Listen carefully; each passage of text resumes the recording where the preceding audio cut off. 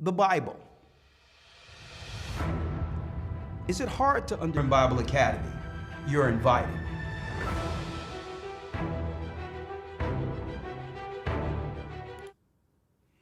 Shalom, shalom, brothers and sisters.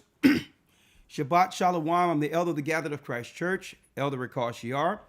Blessings to all my brothers and sisters throughout the four corners of the earth. And yes, we're in for a very, very blessed lesson this Sabbath. Of course, you know, hit the like button. Without any further ado, that's right, starting tomorrow. Before we begin, let me just let you know, just as a reminder, that our Hebrew and Bible Academy is open and classes will begin tomorrow, 9 a.m. sharp. If you've been wanting structured, sound teaching so that you can grow at your own pace, now is the time. If you haven't enrolled yet, feel free to email us at gatheringas1@aol.com. That's gatheringas1@aol.com. You can email us or go to historytimes.org to enroll. Beginning tomorrow, December 21st, excuse me, to break the spirit of their Saturnalia between Christmas and New Year's, okay, Satanaria, we're going to break the signal by bringing in the truth. Here, not just only within this channel, but 3 months starting tomorrow with our Hebrew and Bible Academy. The theme will be Beyond 2025, Hope After Armageddon. Hope After Armageddon. A great 3 months. You get history, Hebrew, news, and some of the most profound lessons you've ever been a part of or you've ever seen under a quote-unquote Bible structure. We guarantee it. Go to historytimes.org to enroll. So without any further ado, let's go.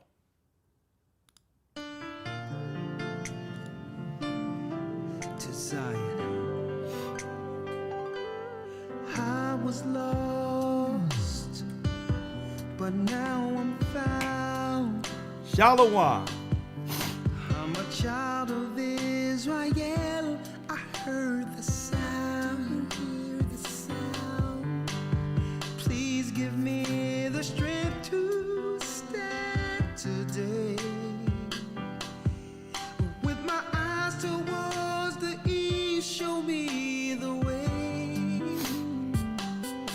to Zion. I'm on my knees, laying my life on the line. I'm begging, please don't let me fall. Give me the strength. Blessings, blessings. Place my feet, Lord, guide my path, show me the way to Zion.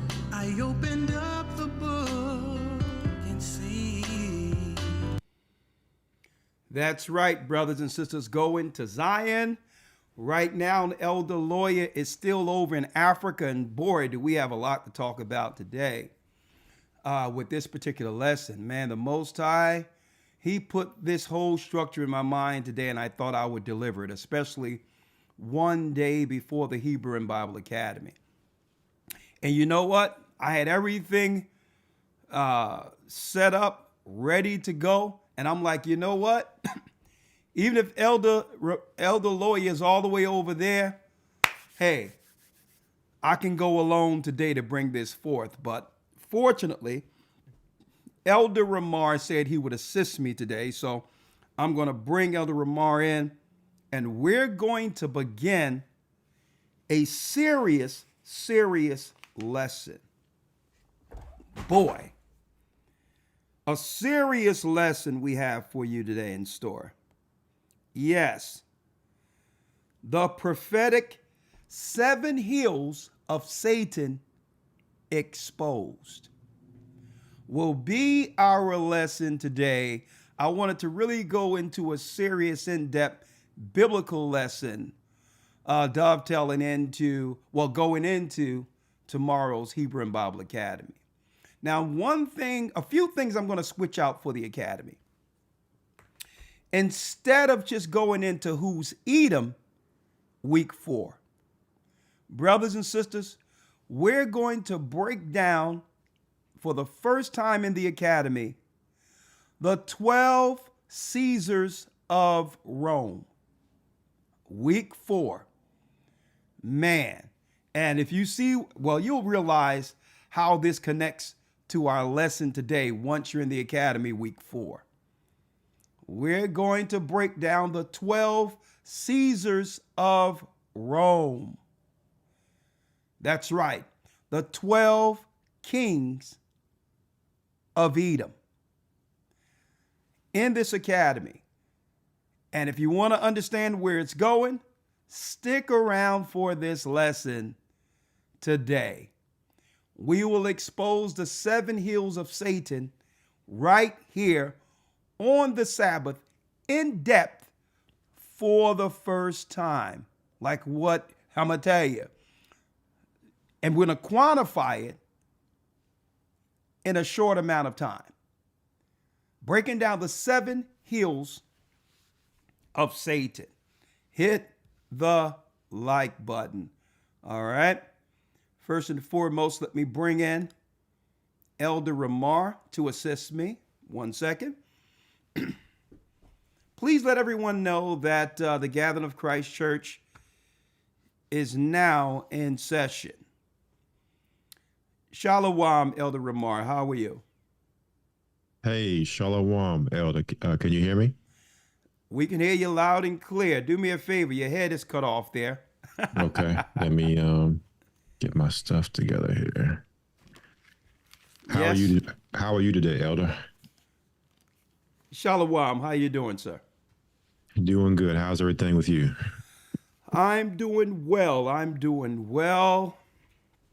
Blessings, blessings. Let me make sure I can bring you in real quick. Man, do I have a lesson in store today, man. I'm going to tell you.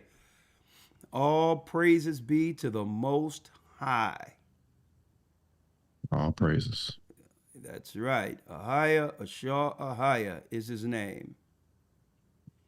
All right, let's see here. Let me bring you in here.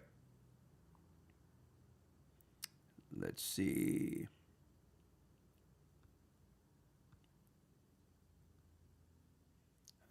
Yes.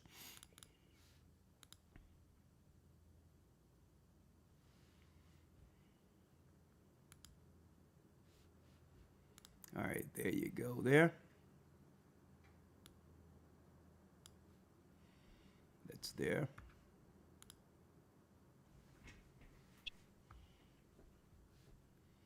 One second, bear with me, brothers and sisters.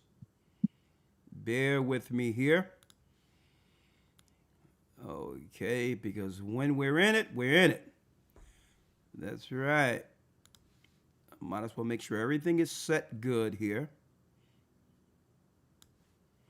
Got that. Got that. Yes. And last but not least,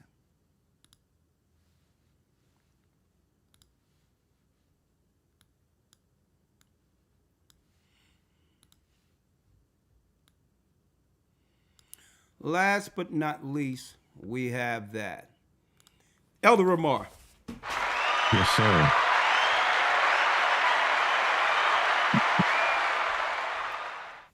Yes. I put this together today, all praises be to the Most High, Elder Rawchaa, based on what's going on in the earth right now. Right? The Bible states in the book of Daniel that through policy, Satan shall destroy many, and the book of Daniel is breaking it down. Most people don't understand what's going on with all the people controlled under Satan throughout these countries. How they're being utilized as proxies to destroy God's people throughout the four corners of the earth. It doesn't matter where the people are. Keep in mind, folks, for years, Ramar, we've been hearing this thing, New World Order, and was not able to quantify that order. Because why? We were going to the Satanists set up in America on the evangelicals and Jesuits to give us the correct narrative of the Bible, when really, Elder Ramar, they've been hiding the God they serve, Satan, under Christendom. So what I wanted to do is to bring out the Bible today, an extra biblical text, to bring it all into what? A proper prophetic scope, exposing the 7 hills of Satan today. From the Vatican, people talking about they're waiting for the New World Order. The New World Order began a long time ago under Esau, about 1400 years before Christ. And today, I'm going to prove it. The same time, Elder Rawchaa, brand new information coming out today. I looked at the historical dates of our Exodus. And when Edom began to go into Italy, and I'm like, oh my goodness, this is groundbreaking. Do you know the same time that we were actually going into Israel, or about to go into Israel, right? Esau was setting up his kingdom under, that's right, Esau's grandchildren began to set up their kingdom the same exact time in Italy. Right? A race to the end. That's why when you hear the word race, it has nothing to do with ethnicity or genealogy. So I would ask myself, why are they identifying people on the lines of race? Right? The Bible says Esau is Esau, Jacob is Jacob, Ishmael is Ishmael. What is this race thing? It's an actual race. It's a race between the time of what? Of the fall of Adam to where the Most High will judge those, the fallen angels and the people who worship them on this earth. There's a race to that particular time period. And Esau must get rid of Jacob before the prophecy. That's the race. But obviously Esau, being proud, the pride of his heart have deceived him. Of course, he believes in his mind that what? That he's smarter than everyone else, based on the fact that he was able to trick the world through his lies. So here it is. Esau believed that the people are so dumb, they're naive, they don't study, they'll believe anything we tell them. Well, guess what? Their pride have deceived them. So today, what people didn't know concerning Esau, how he was established with the New World Order, all the way to the 7 hills, they'll understand today. And this will set up week 4, exposing the 12 Caesars of Rome. So you ready, young man? Yes, sir. Let's get it. I'm already picturing how is this going to unfold. Oh, yeah. I done laid it out. I have laid it out. All praise be to the Most High. It came to my mind. I got my books in front of me. I got my records all here. And I said, you know what? I'm going to take my time with this. I'm going to take my time rolling this out. And I thank you for assisting me. But I'm going to tell you, I was all ready to go. I would just have one screen up. Man, listen. I was ready to go, young man, but I'm glad you said out of nowhere you can come in. So it's always good to have someone to assist us, because through the Holy Spirit, where two or more gathered, he's in the midst. And I'm sure some things are going to pop into your mind through the Holy Spirit that will elevate what the Most High have already given me for this particular class.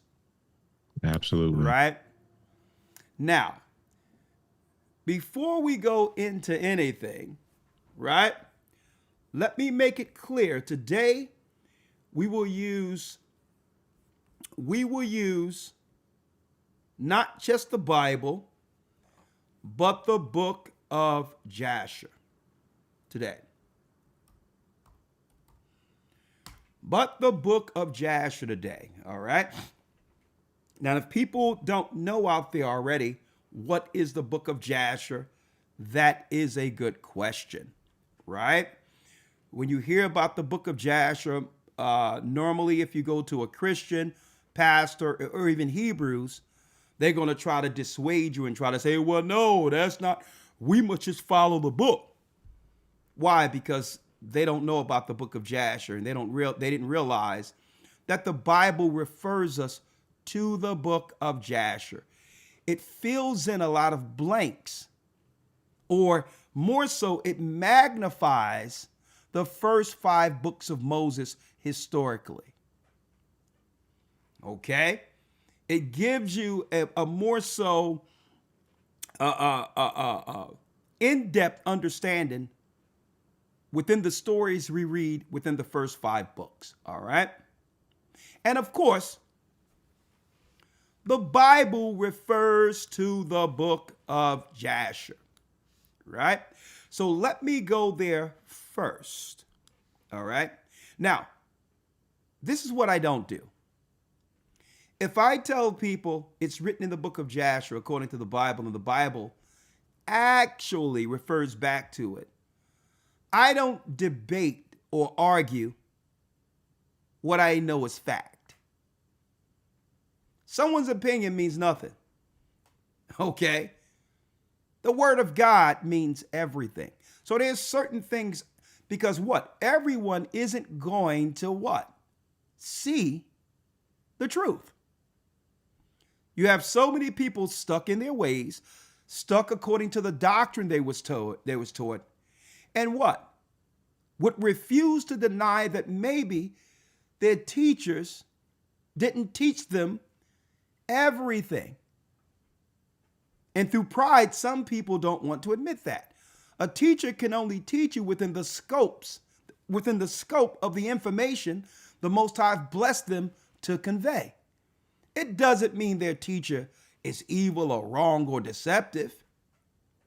It only means your teacher taught the best he could based on the information he studied. But so many people don't want to understand that. They don't want to let that go.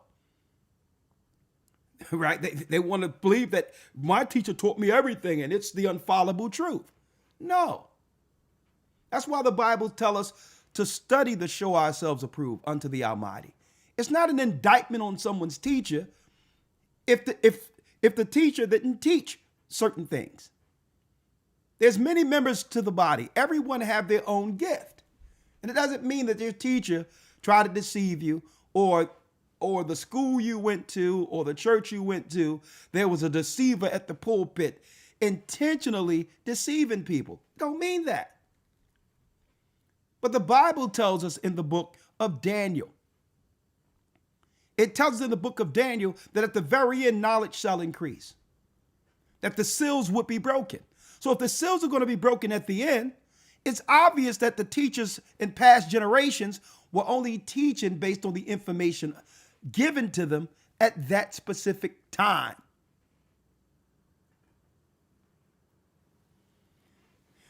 Right? I just want to put that out there because so many people get defensive when you present something to them, Ramar, that they have never heard from their teachers. Automatically, it must be an error or wrong. Mm-hmm. No, doesn't mean your teacher's wrong.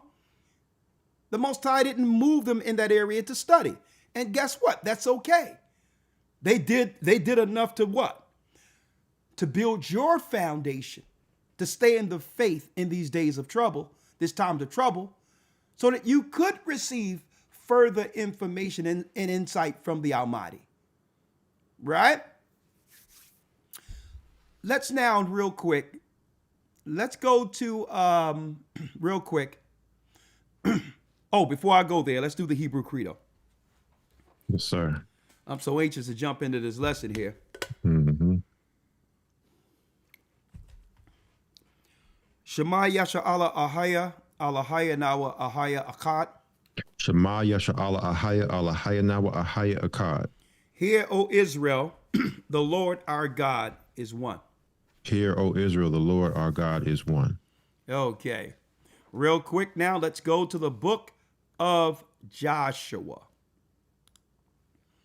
The book of Joshua 10, verse 13. Joshua 10 and 13 out of the Bible. One second. Let me do this real quick here.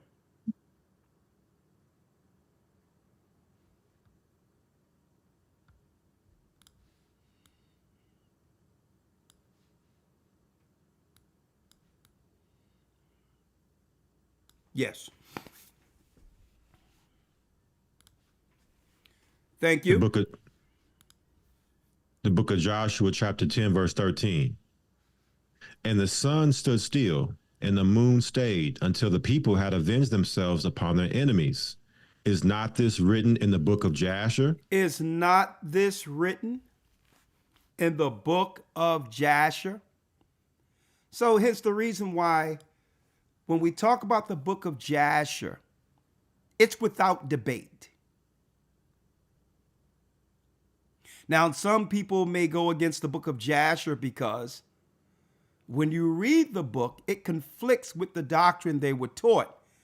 Why? Because it filled in information that wasn't fully detailed in the first 5 books. See? So because they didn't learn the book of Jasher, they learned in error because this particular book was dissuaded from the population. Right? The pastors weren't taught this in theologian seminary school. Jasher isn't a man. Jasher is an actual book of the upright ones. That's what Jasher means, the upright ones. All of the righteous fathers left a record pre-flood all the way up into the time it was given to who? Joshua from Moses. Another record that was held within the Ark of the Covenant. So the Bible speaks of what? The book of Jasher. Now let's go to 2 Samuel 1, verse 18. 2 Samuel, let's get it. 2 Samuel 1, the first chapter and the 18th verse. Let's read it. The book of 2 Samuel, chapter 1, verse 18. Also, he bade them teach the children of Judah the use of the bow. Behold, it is written in the book of Jasher. Also, he bade them teach the children of Judah the use of the bow and arrow, like the Gadites utilized it. But guess what? The Gadites weren't as sharp as the Judites when it came to marksmanship. Okay? Our father Jacob taught Judah the bow. We taught the bow to all the other tribes when it comes to a marksman. And it's just the way it was according to history. A matter of fact, it was our father Jacob who killed Esau with the bow and arrow. So now the Edomite children would seek vengeance. That's right, against the children of Jacob based on what happened to their father. Okay? Jacob didn't mean to kill Esau. He was just trying to strike him to a point where Esau and his family would back up off of him. They were selling our people, and Esau's children and grandchildren, they were relentless. They wouldn't stop battling against us. So Jacob took up a bow, boom, and took Esau out. Well, the Edomite families have been in war against the children of Jacob ever since. But the problem is,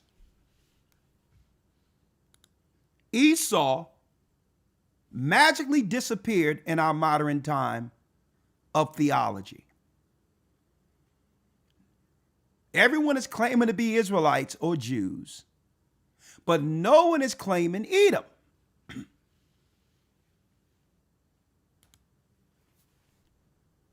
Ramar, I wonder why. Mm-hmm. How can you know who is Jacob when you see white people, Jewish people claiming to be Jews, claiming we've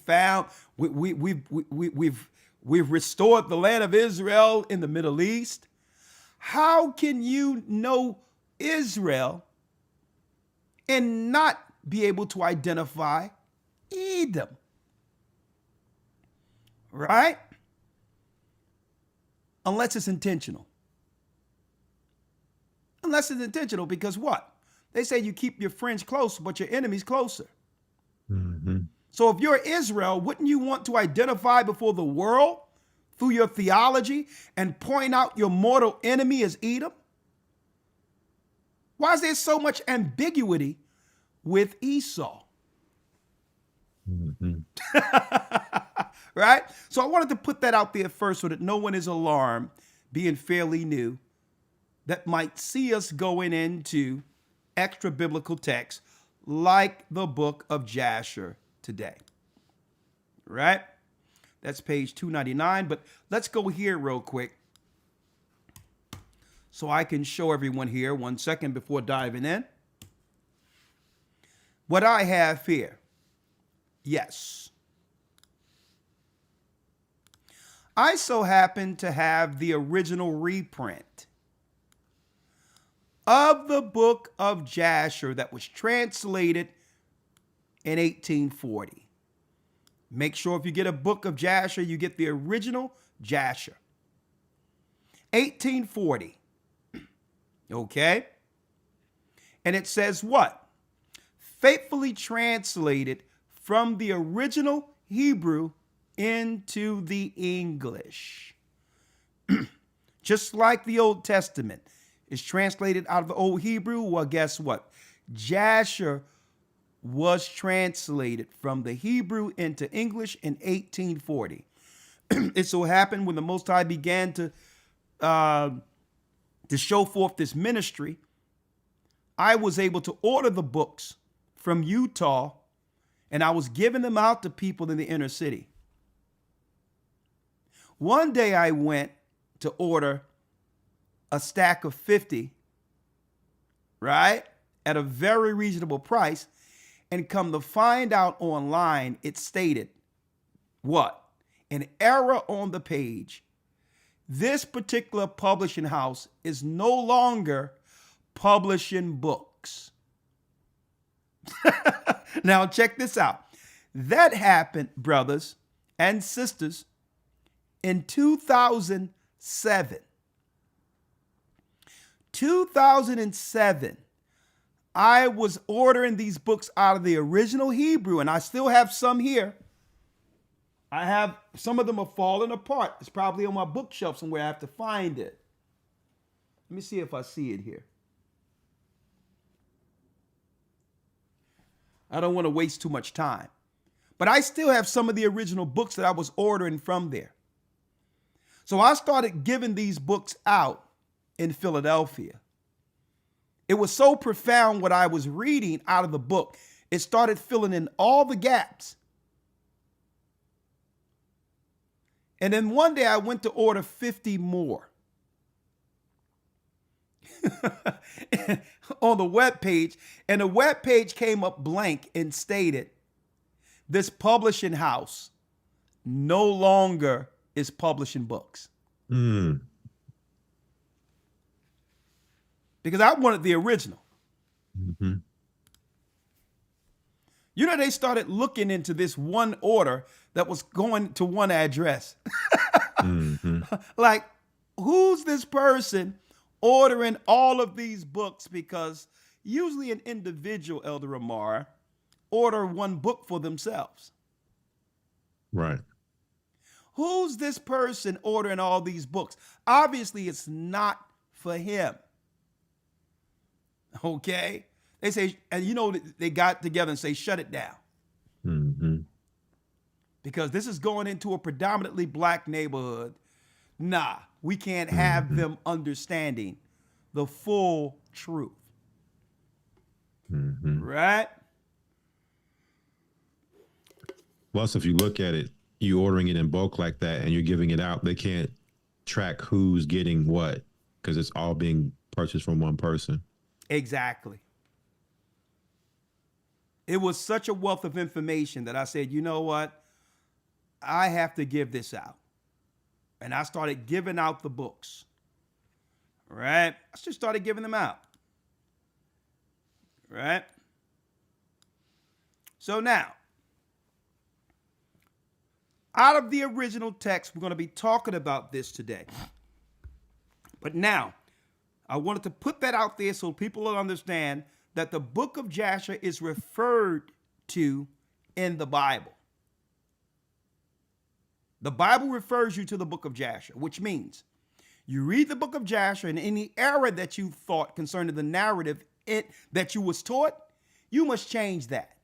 Because now you have detailed information to give you the correct narrative for that time. So if you've been taught some doctrine that conflicts with what you're reading with the Bible and the book of Jasher, that's not the Most High's fault. Okay? It's up to you to swallow your pride and say, okay, if what Jasher is saying is true, what that mean for what I thought in the contrary before I read the book. Okay?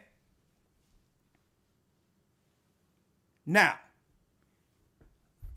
here we go, young man. Here we go.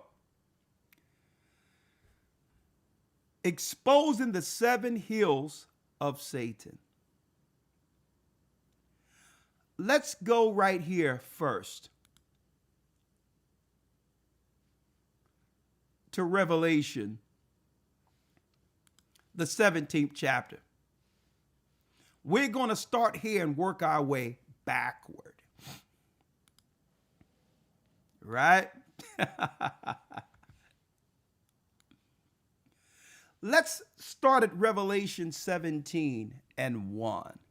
Because if you don't know about this mystery that was shown to John on the Isle of Patmos, it will all come into full view within this lesson on the Sabbath. Let's start at Revelation 17 and 1. The book of Revelation, chapter 17, verse 1. And there came one of the 7 angels which had the 7 vials, and talked with me, saying unto me, Come hither. I will show unto thee the judgment of the great whore that sitteth upon many waters. So the angel came to John and says, he was in a vision and said, I'm going to show you the great whore that sitteth on many waters. It's a mystery. Read. Verse 2, with whom the kings of the earth have committed fornication, and the inhabitants of the earth have been made drunk with the wine of her fornication. So he carried me away in the spirit into the wilderness, and I saw a woman sit upon a scarlet-colored beast, full of names of blasphemy, having 7 heads and 10 horns. He's seen a scarlet or a red-colored beast, full of names of blasphemy. These are they who sought to erase God's name out of the earth and promote Jehovah or the Tetragrammaton. What people don't realize is that the Tetragrammaton is the god of the Canaanites. So it says, full of names of blasphemy, sin, evil, wickedness. They would place the name of the Canaanite god above the God of the Hebrews, Ahiah, full of names of blasphemy. Come on.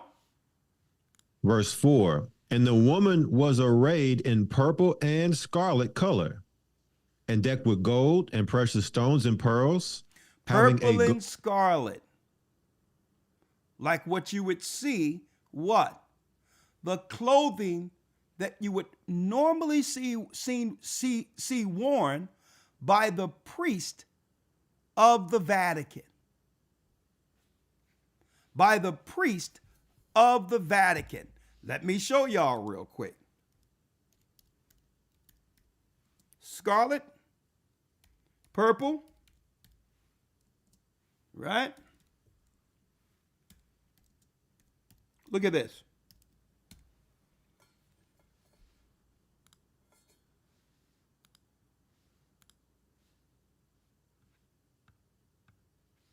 Let me show you here.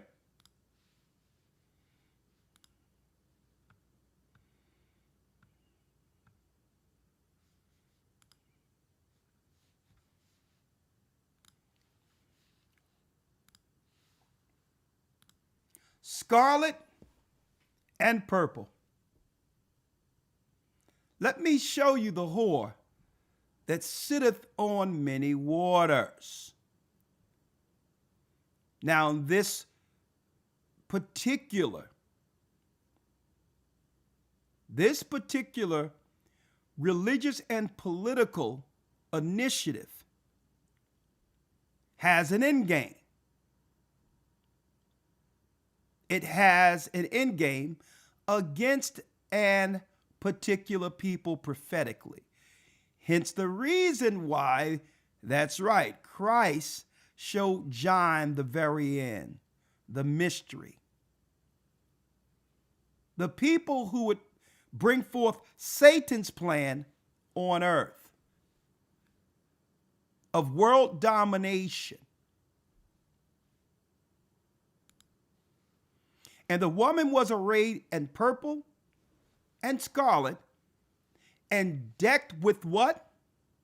And decked with gold and precious stones and pearls, having a golden cup in her hand. Having a what? Having a golden cup in her hand. Having a golden cup in her hand. Having a golden cup. Interesting. Very, very interesting. Hit that like button, folks.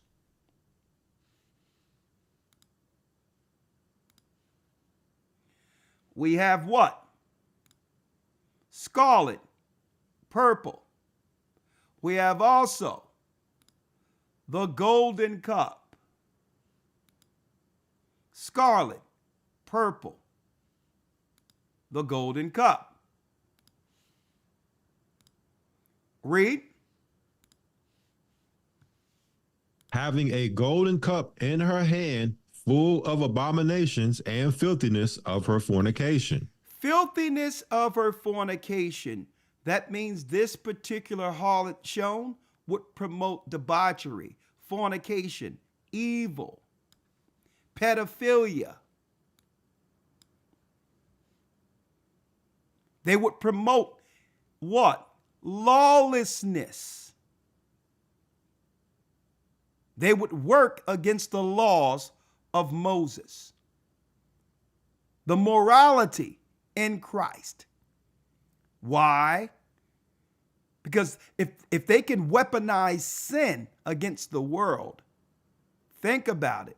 They use sin as a weapon to take God's protection from those they are seeking to destroy. So this is an organized chaos. They're not just promoting sin just because they're sinful, which they are anyway. But they're promoting sin because through sin, it takes the protection of God off of people. So they would need to weaponize and take this and promote this sin throughout the earth to what? To actually accomplish their final objective. And you're going to hear about what that objective is in a moment. Right?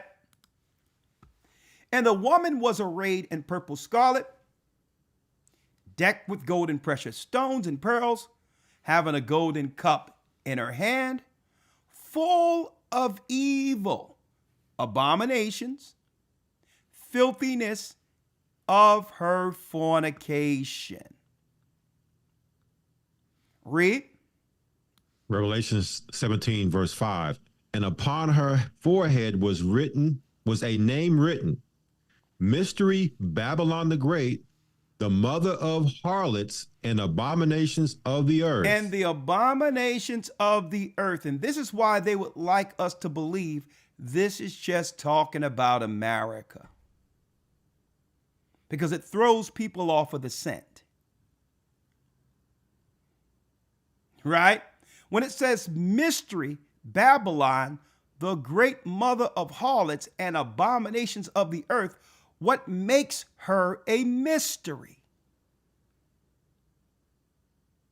The mystery is because the people don't understand the family who's promoting Satan's religion. The family's name, according to the name God gave the people who's bringing forth Satan's will on earth. That's the mystery. Who are these people that are promoting, or who are promoting, the religion and the world dominating plan of Nimrod? That's the mystery. If we knew, we would separate ourselves and not trust such a people. Right? Think about it. These people are very intentional. They have an objective. While the whole world are operating like trusting sheep, not realizing these people's objective. Why? Because we never went into the Bible and broke down the mystery to identify the people getting used, who are being used by Satan against all the nations in the earth.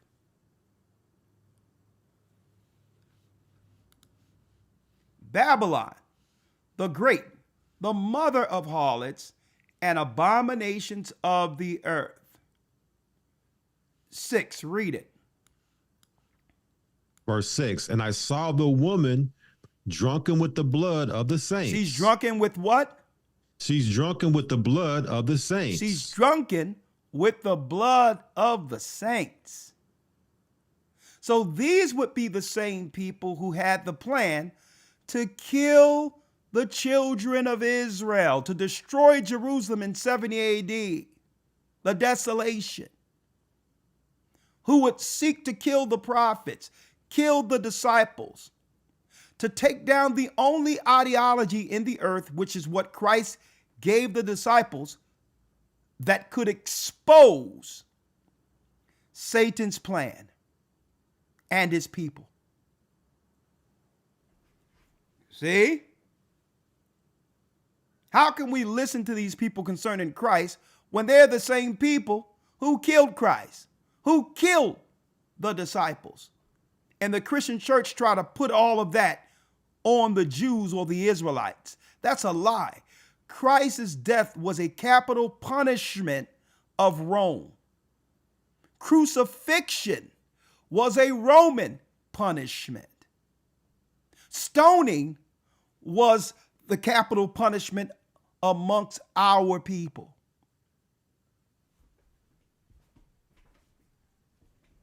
So you notice the Christian church, even the Jewish religion and all that, try to put it on. They try to claim the Jews killed Christ.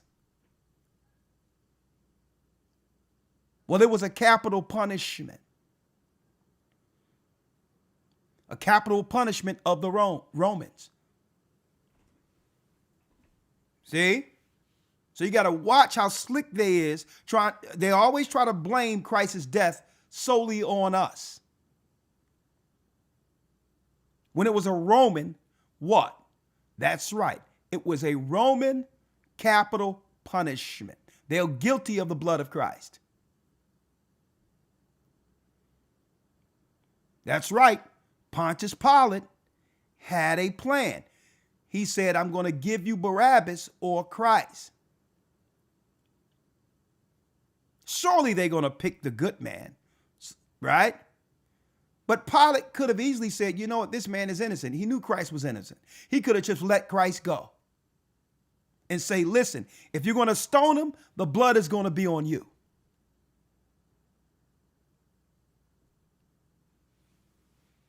Right?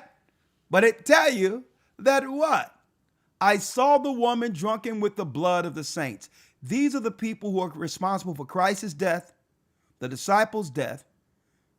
And after our people were scattered throughout the earth, they hid their true identity by claiming to be Jews and or Christians. Right? And then they would hide themselves altogether so that no one would realize that the modern day people in Europe are Romans. This is how they purposely hide in the blood of the saints before the world. Right? And by doing so, they're not accused or guilty before the world politically for all the blood they have shed and continue to shed.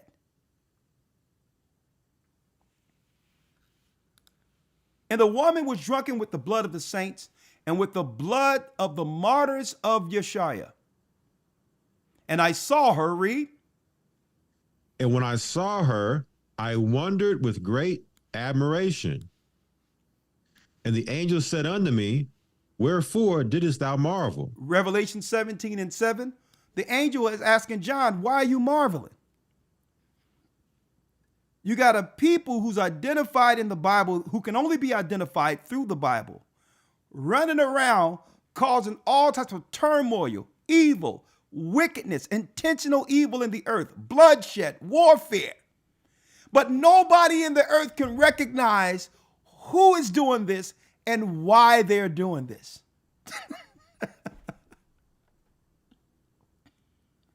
So John marveled at this beast. Like, hold up. It's clear what's going on. Why is no one stopping these people? And folks, this is the pride of Esau, of why he believes he can get away with anything that comes to mind that he knows is wicked and evil against humanity. Because he can do it in plain sight, intentionally, without any recourse, without any consequences, without people coming together and saying, you know what? We're not participating in this evil anymore. So he thinks he can get away with anything. Right? It's called psychology. Mm-hmm. The study of men's behavior. The study of civilizations and cultures. They're not studying this because they're interested in people's culture or in people's history. Right? To respect and to what? To build a cohesiveness based on the knowledge they learn concerning people. They study culture. They study history. They study civilizations to find the weakness in people, to find how they can trick people. That's what their universities are for. Okay?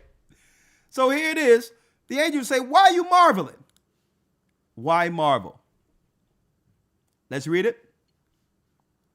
And the angel said unto me, wherefore didst thou marvel? I will tell thee the mystery of the woman and of the beast that carrieth her, which hath the 7 heads and 10 horns. I will show you the mystery of this nation. 8. The beast that thou sawest was and is not, and shall ascend out of the bottomless pit. So the beast that you see was and is not, and will ascend out of the bottomless pit. Okay? When it says ascend out of the bottomless pit, this is talking about the spirit that's in full control over this particular harlot. Satan will ascend out of the bottomless pit after 1,000-year reign of Christ. Listen, read. And go into perdition. And go into perdition, read. And they that dwell on the earth shall wonder, whose names were not written in the book of life from the foundation of the world. So we're going to look at what nation that wasn't written in the book of life from the foundation of the world. Read. When they behold the beast that was. That was. Now, and it says the spirit of the beast that was. Where did Satan have his first king that would rally all nations together under him? Huh? Babylon, Nimrod. So it has the same religion and ideology as the beast that was. Babylon, Nimrod. That's why Esau celebrate Christmas, Easter. See? It's the same religion of ancient Babylon. See? Y'all follow me? So the beast has a spirit or a religion that brings all nations under Satan's power to do his will on earth. So the angel told John, I'm going to show you the beast that was. So if it was, there was a civilization Satan had that gathered all people under his power. Nimrod.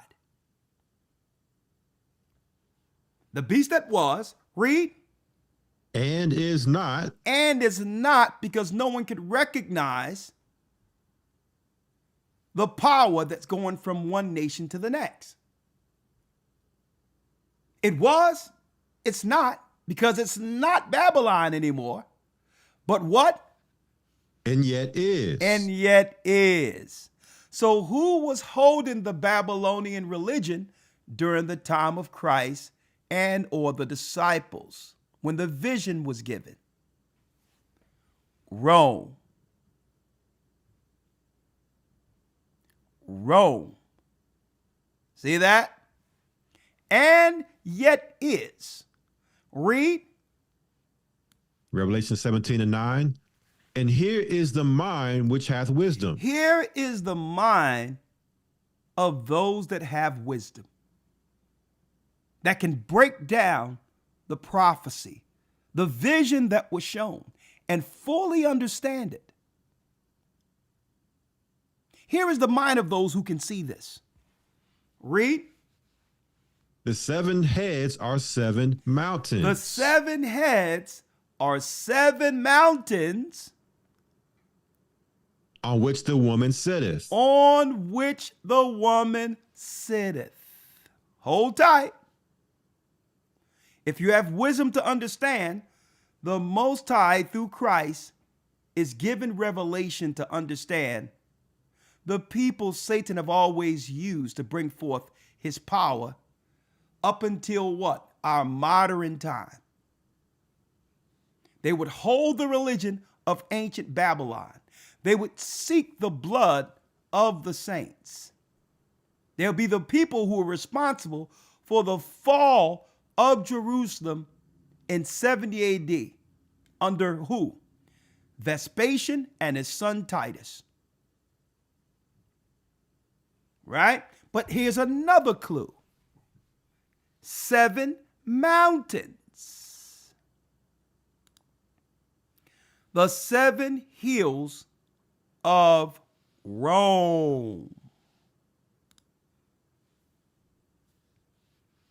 She would sit on 7 mountains. Right? Here's the mountains of Rome. They had what? Temples to worship Satan in all of these regions. The Aventine Hill, the Palatine Hill, the Capitoline Hill, the Quaternion, the Quirinal Hill, the Viminal Hill, the Esquiline Hill, and the Celian Hill. All 7 in Italy. Here's the mystery. The mystery is the 7 heads are 7 mountains on which the woman sitteth. 7 temples to Satan.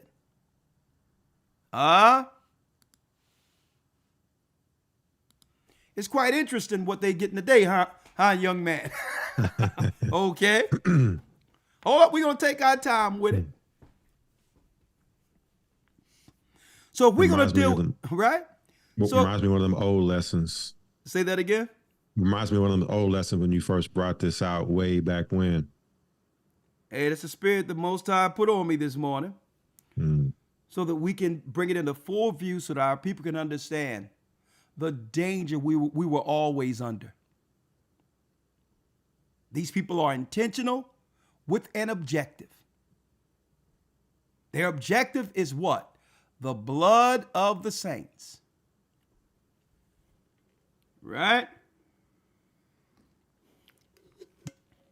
Now, so in order to break down their objective, why Esau is out of his mind, crazy, to a point of seeking to totally eradicate the earth or rid Jacob of the earth. We have to go back. We have to go back to the Old Testament.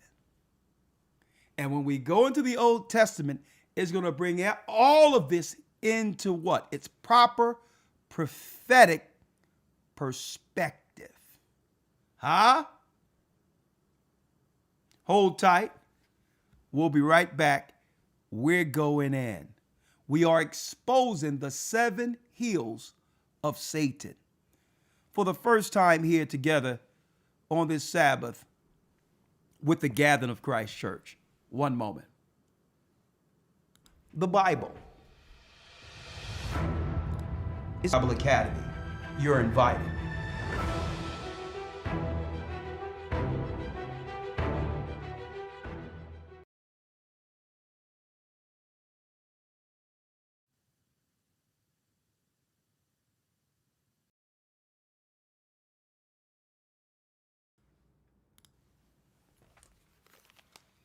Okay, you with me, Elder Rawchaa? Yes, sir. All right. Let's go to Genesis 25.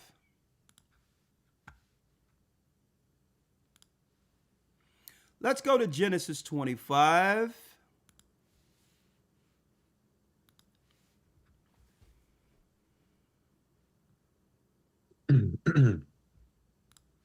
Genesis 25 and 21.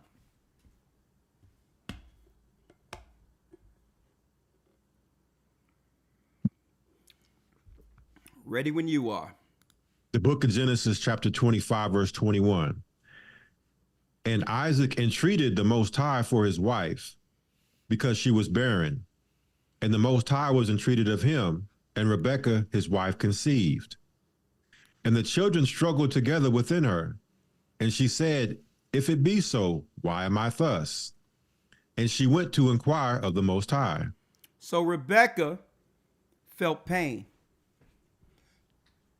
You've blessed me to have a child when I couldn't. Why am I suffering these serious pains while pregnant? So she went to talk to the Most High.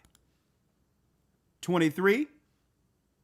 And the Most High said unto her, 2 nations are in thy womb. 2 separate nationalities would eventually come from her womb, from Isaac. 2 separate genealogies. Eventually, now when the children come out initially, they're of the same bloodline. But eventually, prophetically, one nation would go off and have an entirely different separate bloodline from Isaac and or Abraham. So one of these children would have what? A genome change. And 2 manner of people shall be separated from thy bowels. Read. And the one people shall be stronger than the other people. And the elder shall serve the younger. And the elder shall serve the younger. So the first child that comes out is the eventual servant of the baby child. Read. Verse 24. And when her days to be delivered were fulfilled, behold, there were twins in her womb. Read. And the first came out red all over like The an hairy first came garment. out what? The first came out red The all first over like a hairy came garment. out red all over like a hairy garment. So they're not white. There's no such people as white people. Their hair is white. See? Now, when you look at the red vesture on the Pope here, is his skin color closer to his red vesture or his white hair? So there is no such thing as white people. Okay. The first came out what? The first came out red all over like an hairy garment. That means from head to toe. And remember, this was the child, the first come out. That's right. This is the child whose children would one day have to serve the second child's children. Prophetically. That means the world to come, Christ's kingdom, the elder must serve the younger. And they called his name what? And they called his name Esau. There you go. So we know prophetically they are not to have dominion forever. That's right, folks. This is speaking of Esau. And it says the boys grew. Read 25. As a matter of fact, read 26. And after that came out his brother out, and his hand took hold on Esau's heel. Now you notice it didn't identify how Jacob looked. Why? There was no need to identify it. He looked just like his mother and father. He was brown. So there was no need to identify his outward appearance. And his name was what? And his name was called Jacob. Right? And Keep on. And Isaac was 80 years old when she bare them. A score is 20, 60 years of age. Read. Verse 27. And the boys grew, and Esau was a cunning hunter, a man of the field, And Jacob was a plain man dwelling in tents. So he was a hunter. He'd be out in the field doing all these things. Read. And Isaac loved Esau because he did eat of his venison. But Rebekah loved Jacob. Now, Rebekah loved Jacob because she knew that Jacob was the chosen seed, the promised child. She never told Abram. A matter of fact, she was advised not to. Okay? But Rebekah loved Jacob. So here it is. What happens? Read the 29th verse. Genesis 25, verse 29. And Jacob sowed pottage, and Esau came from the field, and he was faint. He was faint because he just came back from a war that led to him decapitating Nimrod. So eventually he would take on the kingdom or power of Nimrod later. So now Nimrod's men are on the chase after him. Esau don't know if he's going to survive. He's weak after the war. And he's coming to his brother for nourishment. He don't know if he's going to survive what's about to happen. 30. And Esau said to Jacob, feed me, I pray thee, with that same red pottage, for I am faint. He's faint. You know why he's faint? He just came from a war. And these are details that are not explained in full, strictly within the first 5 books. But when you go into the book of Jasher, it's the same story, but it shows why Esau is so tired and need food. A war with Nimrod's men. He's the one that eventually Satan would use to take over from where Nimrod left off. Eventually. And this is why the Europeans push ancient Babylonian holidays. It's the same beast who what? Who fuels the current people of the empire. It's the same beast who empowered the Babylonian Nimrod. That's why Esau followed the same holy days of ancient Babylon.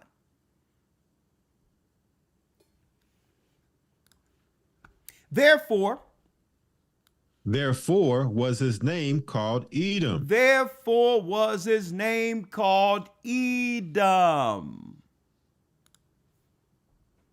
So now 2 nations are in thine womb. One would be Jacob, name turned to Israel. The other would be what? The older brother, the red brother, who now name would be turned to who? Edom, who would become what? 2 separate nations. The Israelite nation and what? The Edomite nation, as was shown Rebekah in the prophecy. Right? Now, if you will, let's now go to Genesis 36. Genesis 36, verse 1. Right? A matter of fact, let's get straight to it. For time's sake. Now, eventually, Esau would go out to hunt at the end of his father's life to receive the blessing from his father. Now, he would go and try to get the blessing, knowing that he sold his birthright. So the Most High had a trick for his mind. You go out there and try to find that. The Most High is going to give the blessing to Jacob like it was promised to Rebekah. Esau comes back all upset and crying after he realized his father told him, listen, I already gave it to Jacob. Now Esau is seeking vengeance against his brother after you've already sold his birthright. So he's a man, what? who's not a man of his word. He'll break treaties. He'll break agreements. You made an agreement with Jacob, Esau. No one told you to ask for that rare food. You should have had the faith of your father Abraham and stuck it out. But no, you thought you had what? You thought you had what? You thought you had one in the pocket, knowing that at the end of your father's life, he was going to give you the blessing anyway. So Esau, he didn't even want to keep his agreement with his brother Jacob. If you sold his birthright, he was supposed to go to his father at the end of his life and say, I cannot in good earnest receive this blessing. I got in a jam years ago and I sold my birthright to Jacob. Bless my brother Jacob. That's what Esau was supposed to do. But he don't honor any agreements. He'll go into an agreement that benefits him at that time, knowing that he's going to break the agreement later. The Most High had something else for him. You know what's interesting, Elder, is that the Christian church likes to highlight the fact that Jacob tricked Isaac into this blessing, but they never talk about what you're talking about right now, how Esau made an agreement and now he's trying to cash in on an agreement he made for something that he already gave away. Exactly. They never highlight that portion of it. They defend Esau over Jacob in the Christian church. Why? Because they know the people over modern day Christendom are Edomites. You done sold your birthright, man. What are you doing getting the blessing?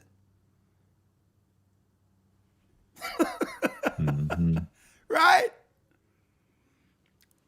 Same as all the treaties that he did here with the Gadites in America, the North American Indians. Broke every treaty. And this is why our people never made a treaty. The Judites, we never made a treaty with them. Okay? Even when we linked in to the Seminoles in the Florida Wars and all that, when we escaped from the South and became the Seminoles with the Gadites, we made no treaties with them. We're like, nah, you're going to give us equal rights under the Constitution, or this whole thing slows up. We'll be a thorn in your side throughout the whole time of this empire, if you would like. Okay. Esau didn't give us rights under the Constitution out of the goodness of his heart. Like, listen, you ain't going to sell no tobacco. You're not going to sell anything. Man, the Seminole, man, we were going back and forth. We had spies within the plantations and all of that. We would foil you the plans by taking certain trade things at the dock and using it for ourselves. They hide all of that information of why they actually had to make us equal citizens under the 14th and 15th Amendments. They hide all of that. That's why Judah, we never made an agreement with them. We never signed a treaty with them.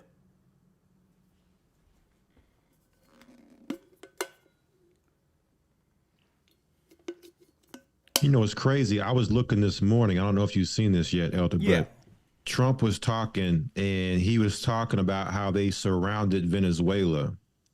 And he was saying how Venezuela stole our oil and we're here to take it back. And I'm like, what oil? You talking about the oil in Venezuela that is in their land? That's your oil? So just this whole talk is just spilling over into just present day, hearing this recent news. Exactly. And that's why you can't make an agreement with them. The Bible tells you there's no, they're doing their agreements is to benefit them for that time. That's it. It's a truce. It's not an agreement. That's a clear difference. It's a truce, not an agreement. Because what? Esau believed that what? the whole earth he's entitled to based on his brother Jacob stealing the birthright. That's what makes Esau entitled to say, Venezuela, that land is ours, or this earth is ours, because under the promise, the whole earth under Christ's kingdom will belong to Israel. So they're not telling people why they feel entitled to the land. It's based on this prophetic promise where Esau came out first, and he thinks what? That he was done wrong by our God, so he's going to take what the firstborn should have received from the beginning. He's not telling people this. And see, and that's why I tell you, but the Most High exposes him. If it wasn't for the Bible, Esau would have gotten away with this. Okay? He would have gotten away. But now, let's bring it into Esau becoming another nation now. Right? Let's go to Genesis 36:1. A great point, by the way. Thank you. Yes, sir. The book of Genesis, chapter 36, verse 1. Now these are the generations of Esau, who is Edom. These are the generations of Esau, who is Edom. Right? Now let's go down to the 8th and 9th verse. Verse 8. Thus dwelt Esau in Mount Seir. Esau is Edom. Esau is Edom. Come on. And these are the generations of Esau, the father of the Edomites in Mount Seir. The fathers of the Edomites in Mount Seir. The Most High showed Rebekah, 2 nations are in thine womb. Now we understand the 2 nations who are jockeying for what? Power and control over the earth according to prophecy. Right? So now, either Jacob will rule all nations or Edom will rule all nations. Once Jacob sinned against God and we had to go through the prophecies of serving the other nations for a time, Esau by default gained world domination through bloodline. And that is their new world order. That's their order. 2 nations now. Now, this is where it gets quite interesting. He had to go to Mount Seir, where Yahweh or Yehovah, not Christ, was being served. Satan was being served at Mount Seir. Let me show you this.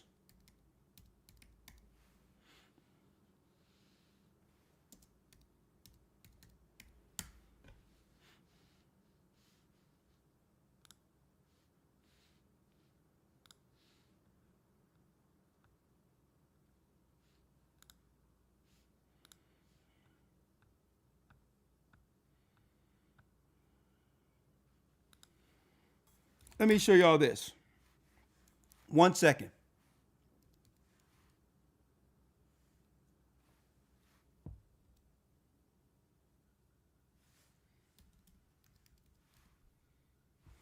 Look at this. What is the Egyptian name for Esau? It's the Sasu or the Sashu. Look at this. Look at this here. The Sasu. Who are the Sasu or the Shasu, which is the Egyptian name the Egyptians gave the Edomites? Well, look at here. Look at this. Regarding Yahweh, observe an hieroglyphic rendering corresponds very precisely to the Hebrew tetragrammaton that was on the Mesha stele. Look what it says. By the 14th century BC, Remember that time. Before the call of Yahweh had reached Israel, groups of Edomites and Midianites worship Yahweh as their God. Where did they find this God? They found this God to worship, the Tetragrammaton, at Mount Seir. So this was not the God who was talking to Moses. Yahweh, the God of the Shashu, is Satan. He received the new religion for his order at Mount Seir. The plan we see to dominate the earth today, this is where Esau received his guidance. Hence the reason they promote Jehovah, Yahweh, and are very silent concerning the name that was given to Moses, Ahiah. Right? There they go. The Shashu spies in Egypt, going right back to who? Zepho, the grandson of Esau. He sent in spies to try to destroy our people who were already in Egypt, who was ruling Egypt. Joseph and the brothers. Esau was sending spies. Zepho, that's right, the grandson of Esau, is now seeking revenge because our people are being exalted over all of the Mesopotamian area, the Mesopotamia kingdom. Now there's more, if you will.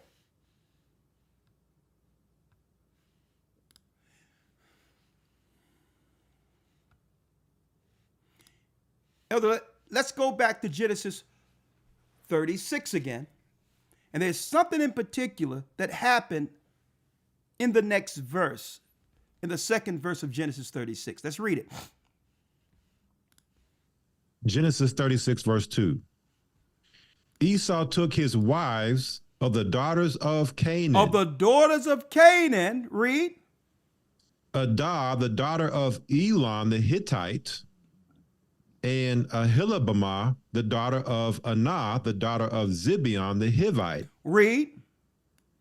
And Bashemoth, Ishmael's daughter, sister of Nabajoth. Ishmael's daughter, sister of Nabajoth, which was Ishmael's firstborn.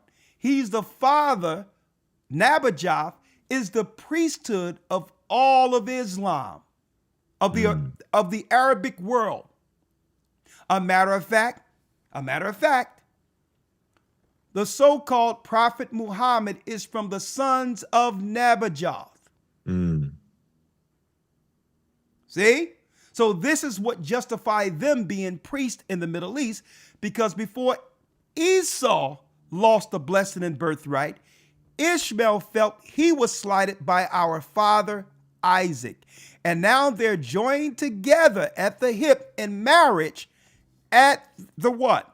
At the base of Mount Seir, into marrying with one another with a conspiracy to come against the children of Israel in the future. This is why we don't co-sign Islam by Arabs, and we don't co-sign modern day Christendom by Edomites. Their conspiracy was concocted here in those areas between Israel and Jordan, which they call Idumea, and they made a blood pact through family to come against us, using the knowledge that they learned and received from the God they served at Mount Seir. Now, as you can see, Esau took his wives, the daughters of Canaan, so he brought in a new bloodline in the earth when it says 2 manner of people shall be separated from thy vows. and 2 nations shall come from you. Now Esau created a new nation with him being part Shemite and part Hamite through this family line that would become the princes and kings and queens and dukes we see in Europe today. And here it is. Through this, Bashemoth's, Ishmael's daughter sister, the sister of Nabajoth, she now bring forth a child. She started bringing forth a separate family. One family Esau would be part Nephilim through the Canaanites, and there was other families who would just be families through Ishmael. And those families rule the United Emirate today. It isn't Ishmaelites who rule the United Emirate. When they say, hey, we need to go over Dubai and all of that, it's Ishmael who assisted Esau, who's ruling, through the children of Bashemoth, who had children with Esau. Esau is the United Emirate. He's ruling Dubai. So when you see people talking about taking a flight to Dubai with the sheiks doing all that nasty stuff to them, those are Edomites. Those are Edomites. And when you look at them, Elder, they're very pale too. They're not like your typical darker skinned Arabs. And that's interesting that you're saying that, because it so happens we've lived over in the Middle East to know the difference. So when you think about Dubai and the sheiks and those that are really running things and the princes and kings who's negotiating over here, these are Edomites through that relationship at Mount Seir. Right? Now, here's something that's even interesting, more interesting than that. They can't play dumb anymore, right? Because the Bible tells us that that man of sin would be revealed. Biblical Archaeology Society. What is this? Jews and Arabs descended from the Canaanites according to DNA analysis. No one can put this together unless you've read Genesis 36 to see when they first colluded together at Mount Seir after Esau lost his blessing. There was no land for Esau, so he would have to go into Mount Seir, having no land. He conspired with Ishmael. That's why every place we go, Esau negotiate with bringing Arabs over to be all up next to us. That's a tactic. That's a war plan that they've done throughout time immemorial when you read historically. This relationship at Idumea. So it's not that they descend from the Canaanites. They mix their blood with the daughters of the Canaanites. And everyone know this, if you've read the Bible. But of course, that's right, your historians as well as your theologians seek to hide this information. They know that there are different nations through mixing their blood with the Canaanites.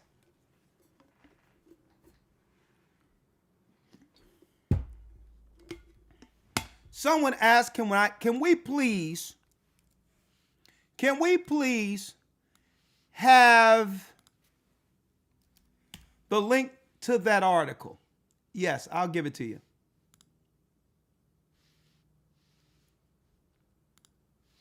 And I'm showing y'all folks, a lot of y'all don't know what y'all be missing in the academy. So I'm sort of giving y'all one of those academy type lessons to let people understand out there who think the academy is just another Bible study of how in depth we go in when it comes to these lessons. Okay? There's the link. There's the link for that. Okay? So it's not that they descended from Canaanites. Their bloodline was changed by dealing with people that God said told Abraham and Isaac and our families not to deal with. So they have like part Nephilim, a small percentage of Nephilim in their blood. Now, through their science, with them trying to always stick things into our children, they're trying to turn us into them.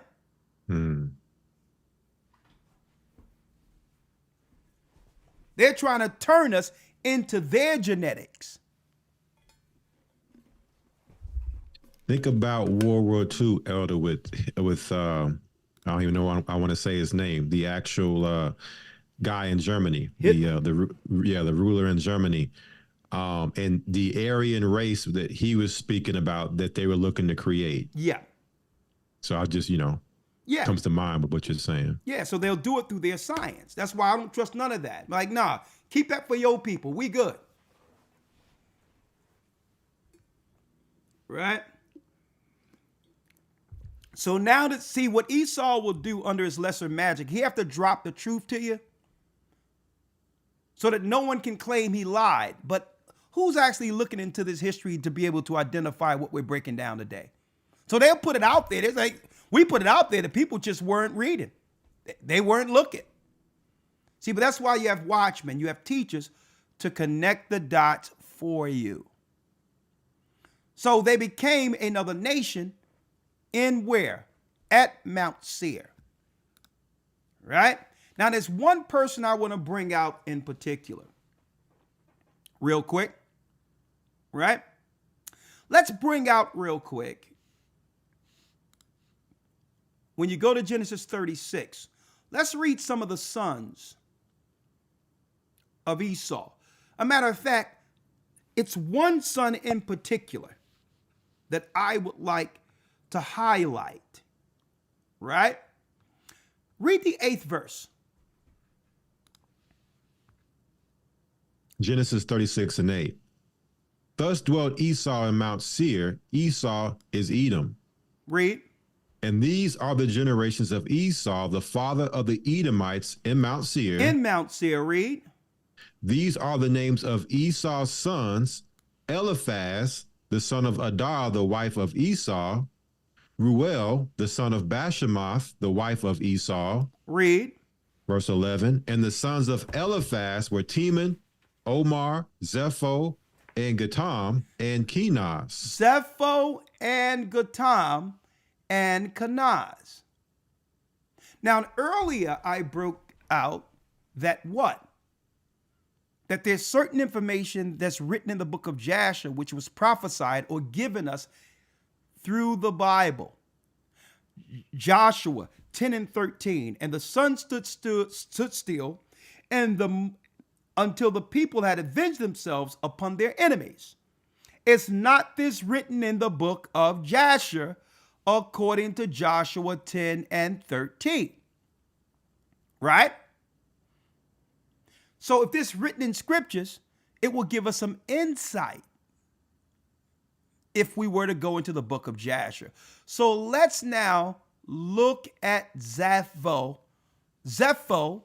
according to the book of Jasher.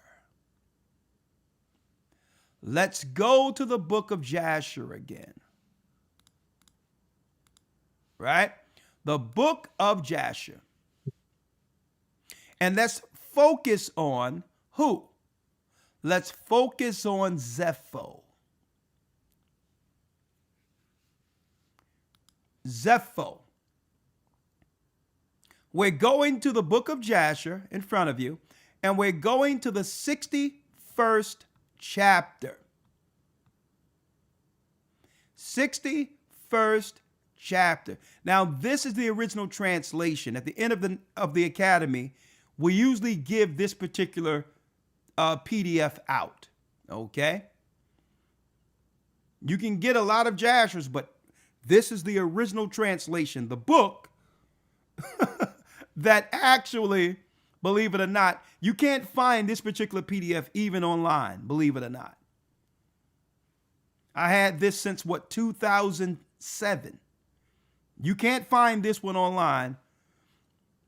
It's the original translation. You can still buy the book through Amazon, but this PDF you can't find is actually online. I've tried it. But we give this one out at the end of every academy.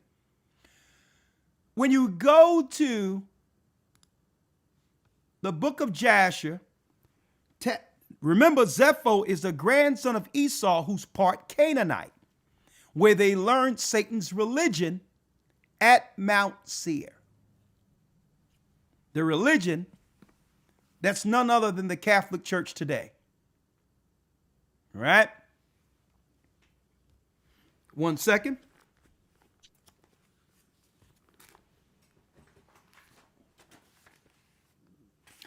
I'm going to go down to the 25th verse. So Zepho began to war against our people at a time where the Most High would begin to raise kings and princes in Egypt that would lead to Moses leading us out of Egypt around 1400 BC. Well, Elder Rawchaa, at the same time the Most High was preparing Israel to eventually get the land of Canaan, Satan had Esau through Zepho working in Europe to build a kingdom for him. Look at this. I'm going to read it. The book of Jasher, 61 verse 24. Matter of fact, let's start here so we'll understand it's the same guy.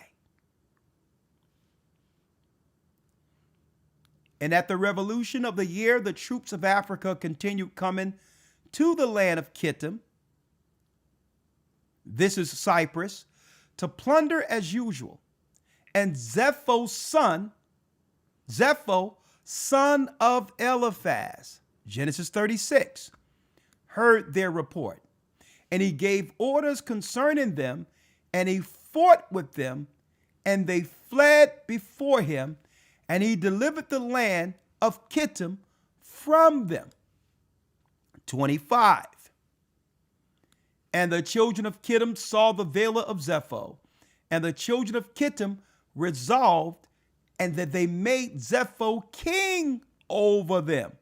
This is Esau becoming a king over a European country. This is when Esau now is moving in number into Europe and now are becoming Europeans around the 1400 BC mark. And he became king over them. Whilst he reigned, they went to subdue the children of Tabal and all the surrounding islands, the islands of Greece.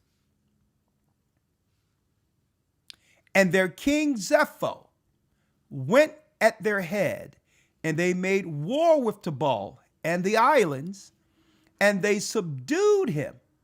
And when they returned from the battle, they renewed his government for him.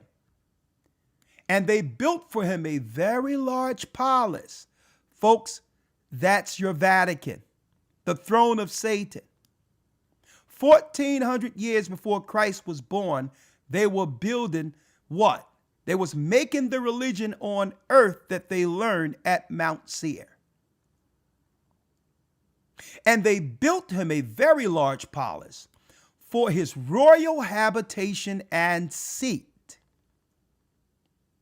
That's your papacy. And they made a large throne for him, like they give the Pope. And Zepho reigned over the whole land of Kittim and over the whole land of Italia 50 years.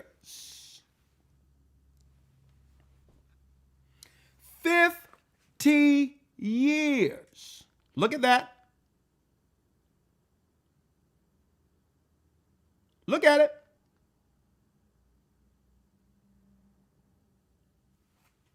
See that? This is how Esau got into Italy. All right? Rome. See? Now later down on the line, Zepho had what? A grandson. His grandson so happened, his name was Latinus. His name was Latinus. That's where the language Latin comes from. Latinus the second. So let's see what other areas Esau is taking down one by one to rival the kingdom of Israel, while our people are going in eventually into Jordan, over Jordan, into the land of Israel to get our kingdom that's promised. The same time the Most High has given our promised land to our forefathers, Satan has given Esau a kingdom on earth. That was the agreement Esau made with Satan at the Mount Seir, the Canaanites.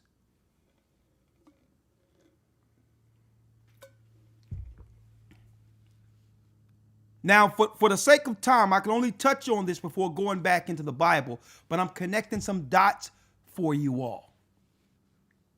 Right?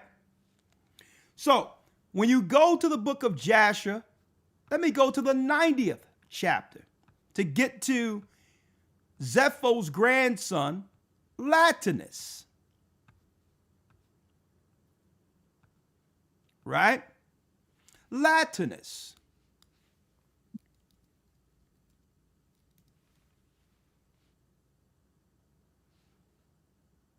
Right?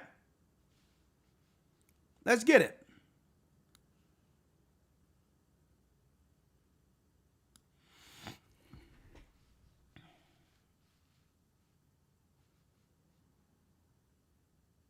And so that no one can claim, right, that this isn't speaking of Edom, I'm going to show you.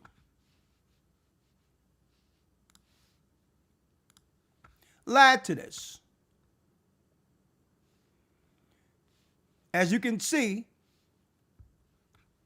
in the days Moab rebelled against the power of Edom, having been under Edom since the days of Hadad, the son of Bedad, who smote them and Midian and brought Moab under subjection to Edom. So Edom started taking all these nations under his power during that time. Later on, it says right here, and in those days died Janneus, king of the children of Kittim. This is where you get the god Janus that we read about or hear about in the Greek islands. Janus. And they buried him in the temple he built for himself in the plain of Canopia for a residence. And Latinus reigned in his stead. That's where you get what? The Latin language through Esau now. Y'all see this? That's where we get the language Latin from. Why? In Rome, they were dealing with Latin. It started off with Zepho, and then through Latinus, they started the satanic language, Satan's tongue, Latin, under this king and priest of Satan. Right? Are y'all following me here? Now let's get to the 90th chapter real quick for the sake of time.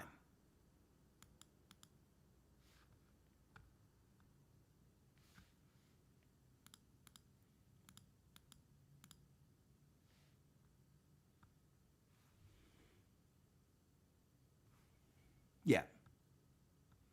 Now check it out.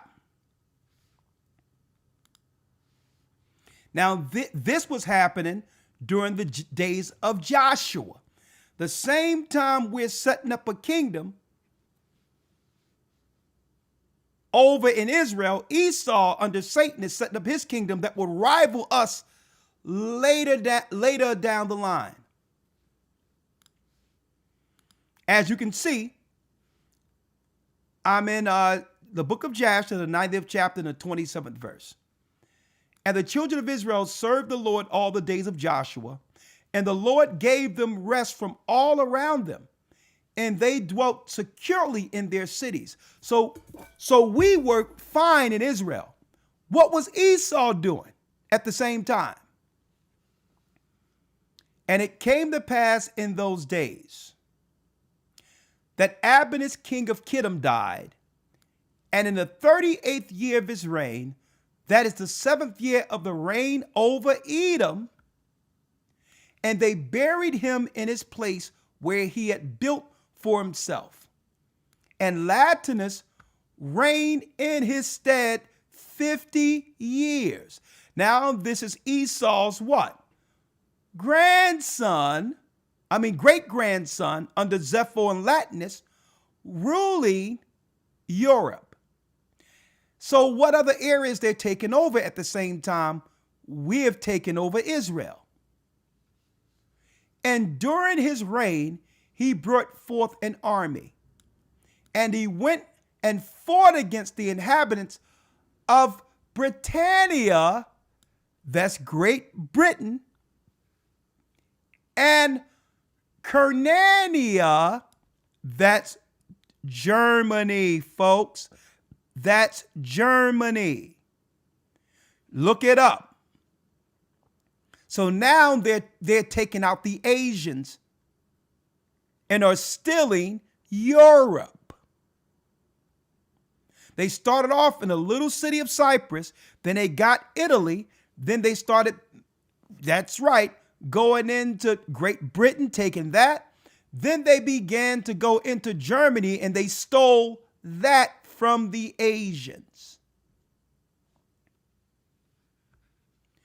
And we're talking about around 1400 BC. So they're not Europeans.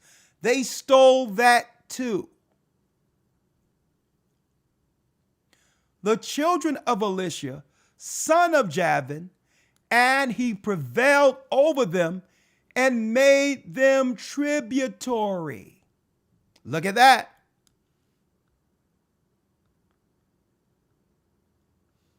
He then heard that Edom had revolted from under the hand of Kittim, and Latinus went to them and smote them and subdued them. So Latinus went back and began war against his family, who were the Edomites. And what happened to that? And placed them under the hand of the children of Kittim. And Edom became one kingdom with the children of Kittim all the days. This is when Esau became Europeans. He warred with his own family, put them under subjection, and they all made an alliance after that war not to fight against one another. And they brought all the Edomites into Europe. How do we know this? And for many years, there was no king in Edom, and their government was with the children of Kittim and their king. This is where Esau disappeared off of the earth. The word Edom. He would now be hid under the people who went into Europe.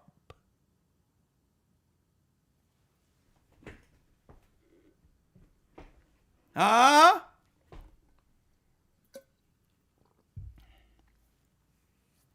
folks, let me tell you, I want to say this real quick.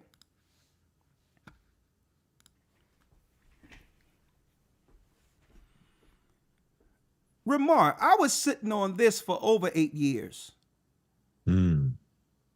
Right? I was sitting on this. I've been read all this.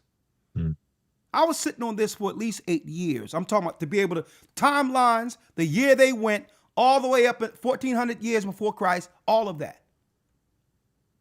But I'm just sitting back online and seeing all these people in Hebrews and all that talking about the Europeans are Japheth. Mm. And I'm like, I'm not even going to refute it. There's no need to make any videos to refute what they're saying, because listen, I wanted everybody to put what they really believe out there. Mm-hmm. Like, okay, if they want to believe that,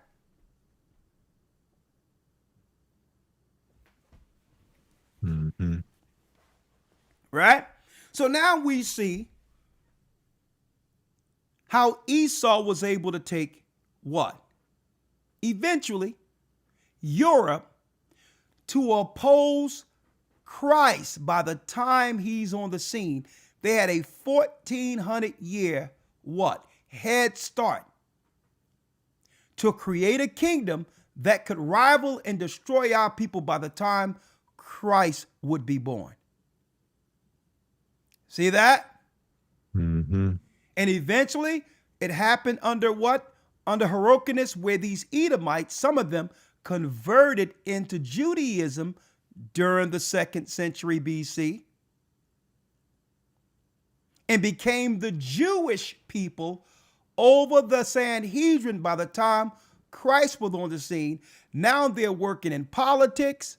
They're working from the throne of Caesar, as well as religiously amongst our people in the synagogues to come against us all at once. Right?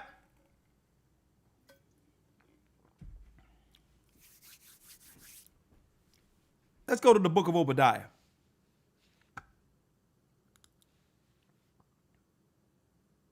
The book of Obadiah.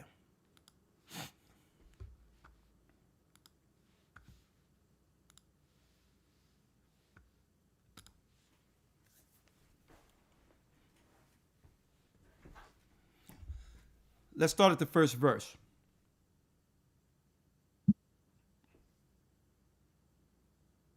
The book of Obadiah, verse 1. The vision of Obadiah. Thus saith the Most High God concerning Edom. We have heard a rumor from the Most High, and an ambassador is sent among the heathen. Arise ye, and let us rise up against her in battle. Arise ye, and let us rise up against her in battle. The ambassador, according to the scriptures, isn't Gumdanassa. The ambassador is Iran. The final war that will lead to Christ needing to return to save us out of what's coming. The ambassador are the Medes. You can link that to Isaiah the 13th chapter. The ambassador wasn't some Gumdanassa and said, how did the Hebrews leave the Middle East black and come back white? Even though he made that announcement as an ambassador, this scripture isn't talking about Gumdanassa, because it says, and an ambassador is sent among the heathen. Arise ye, and let us rise up against her in battle. Egypt is not seeking to battle the Europeans. They're being ran by the clandestine alphabet organizations in a lot of areas. This ain't talking about Gumdanassa. This is talking about Iran. Behold, I have made thee small among the heathen. Thou art greatly despised. I've made thee small in comparison to all the other races of people on earth. When you look at it by number, Edomites are 7% of the earth's population. Hence the reason why if people come over to America, if you weren't American born, you can identify as white on your paperwork, and they will allow it. You can be black as night, Okay? There's dark-skinned East Indians who live in America who is darker than me, folks, who have white on their paperwork. And why do they allow this? Because it gives a false bolstering of the numbers so that we don't realize how small Esau is on paper. On top of that, if they can show that they have a certain percentage being the majority in any country, then they get what? They get a greater piece of the pie when it comes to allotments and anything that's coming from the government to citizenry. So the part of the pie when it comes to taxes, if they're the majority, then the majority of money goes to them. So they'll allow you to come over here and be black as night and say you white. Okay? Because it'll give them more access to funds opposed to the minorities. Well, if you're smaller in number, then you don't need all this money over here that's for the majority. You see how that works?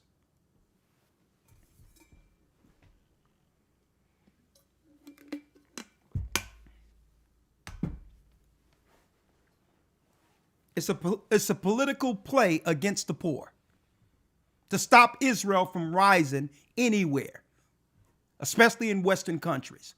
That's why they don't mind Arabs coming over and all that. But they say, wink, wink, hey, make sure you put white on that paperwork. Assalamu alaikum.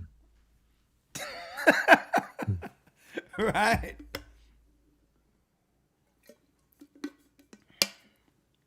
Right? Behold, I've made thee small among the heathen. Thou art greatly despised. Read. Verse 3. The pride of thine heart hath deceived thee, thou that dwellest in the clefts of the rock, Mount Seir, whose habitation is high, the Caucasus Mountains. that saith in his heart, who shall bring me down to the ground? Who shall bring me down to the ground? Their pride hath deceived them because what? They was able to trick people so long, and they believe people are so dumb. That's what they believe. That they can get away with anything. But who did they count out? Our God. Once the Most High woke Jacob up, once he awakened Jacob, according to Ezekiel 37, it was just a matter of time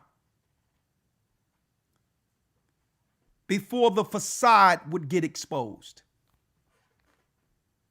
Their pride is the fact that they can trick people and there's no consequences. They think, I can tell you to get this, and they'll be like, well, they tell you, oh yeah, there's a disease out there. Hey, you better get this.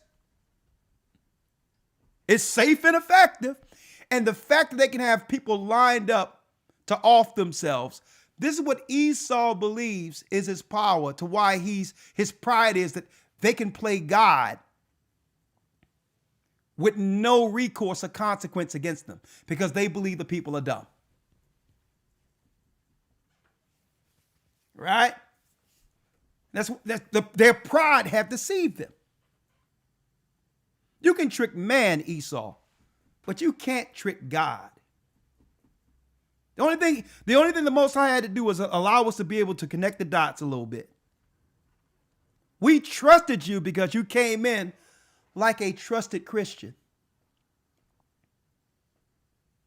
Have you accepted Jesus as your Lord and Savior? Hi, getting off their bikes. I'm Elder Bob. Have you heard about the Church of Latter-day Saints? And we sit there minding our business, double Dutch, cooking out, doing what we doing in our neighborhoods. And we didn't think nothing of it. We was like, man, what's up with these people, right? They came trusting as if they were there to deliver the truth to us. That's Esau for you folks. Send their kids with bikes talking about their elders. Have you heard about the Church of Latter-day Saints? Have you heard about the Kingdom Hall? And the only thing they were doing the whole time was taking reconnaissance.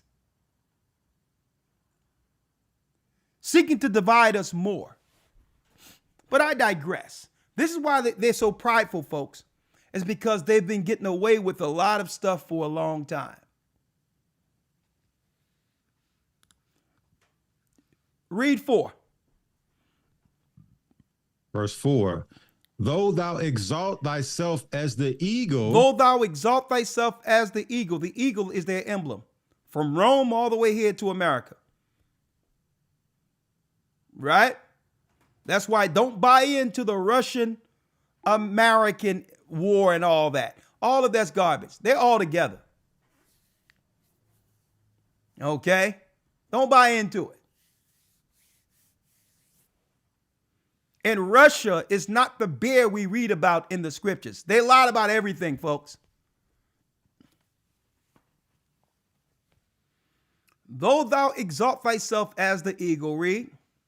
And though thou set thy nest among the stars. Though thou set thy nest among the stars. The science to live above the firmament. NASA.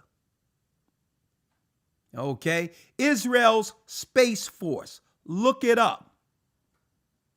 America has a Space Force. Their whole plan was to set the technology to fight against what? The coming of our Lord and Savior. There's no meteorites you got to look out for. There's no planet risk. They know what's coming into this realm because Lucifer was once there. The size of the north is coming to this realm eventually. Our kingdom on earth. Okay, but if they tell people, hey, we've seen a rock coming over there, or we've seen something out there, then it justifies them taxing the population to build their space war against the second coming. That's all they're talking about. It's justifying them actually building against building weaponry to fight the last war against our Christ, folks, is all it's about. Don't believe anything NASA say. No one landed on a moon. That's another lie. The moon isn't stationary. It's impossible to land on any stars or any moons. That's all. Any stars, moon, it's impossible. All of that was a lie to justify taking tax money from the people to build what we're reading right here. And though they set their nest among the stars, read.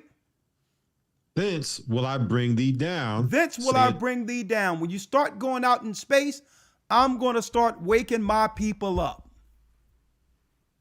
See that? Thence will I bring thee down. Well, how can the Most High bring Esau down? Jacob first took hold of the hill of Esau. They talking about they was going to go out there in the moon and go here. The Most High began to wake up Jacob. Because it's the truth that brings Esau down. It's smoke and mirrors for him. His whole kingdom is a lie. See? Then will I begin to bring thee down. Read. Saith the Most High. If thieves came to thee, if robbers by night. And when it says thieves, he didn't only steal America. I just read how he stole Europe.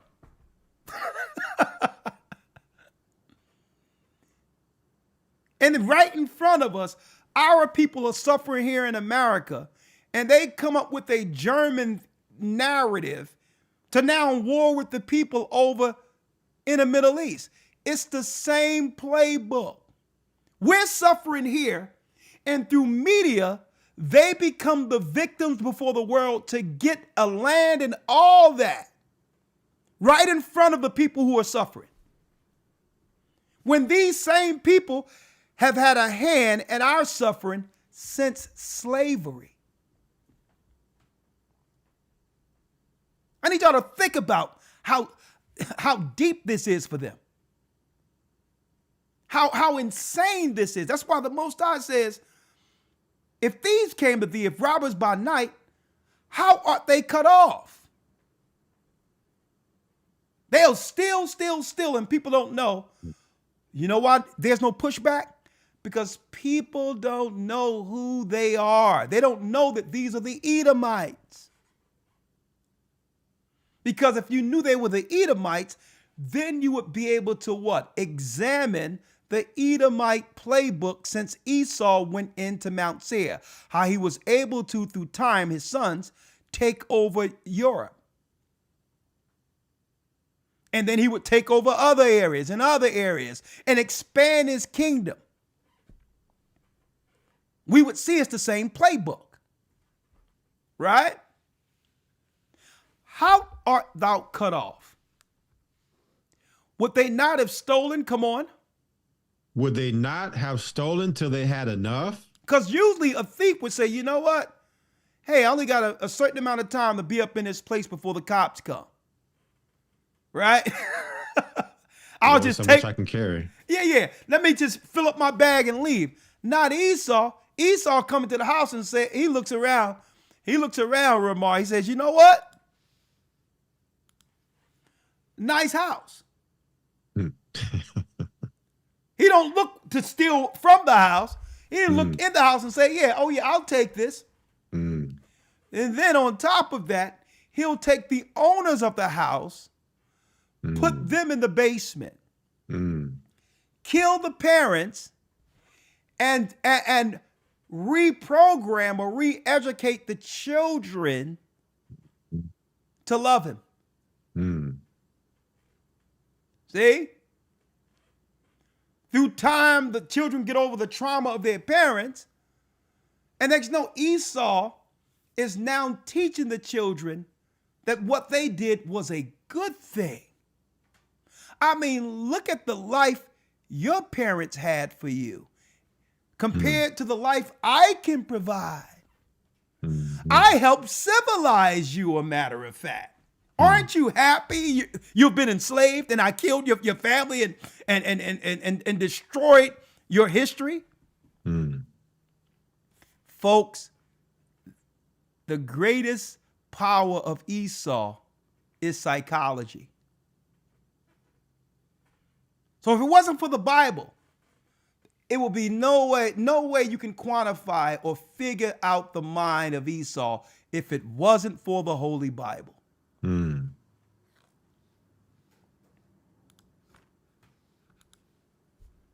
They'll just straight lie in your face. And here it is, because we can't see, we can't operate like that, just lie for generations without conscience. We don't operate like that. They can lie straight in your face, or they'll do something and say, well, okay, here's the lie we're going to give you through the news. And guess what? The real information cannot be released until 75 years later. They'll sign a pact that we know what happened, but we have to wait till all the people who's complicit in the conspiracy to die before telling the people. That's how crazy these people. What'd you say? And their children, that generation and the next generation is gone. Then we'll release the information. Yeah. If you're a people of truth, why is it you just can't tell people the truth? I'm going to tell you, man, that's why the Bible says, if grape gatherers came to thee, will they have not leave some grapes? Understand, according to our law, when it come to gleaning during harvest, we had to leave all the corners of the fields open and not take all of the vegetation and food so that the poor can have something to eat.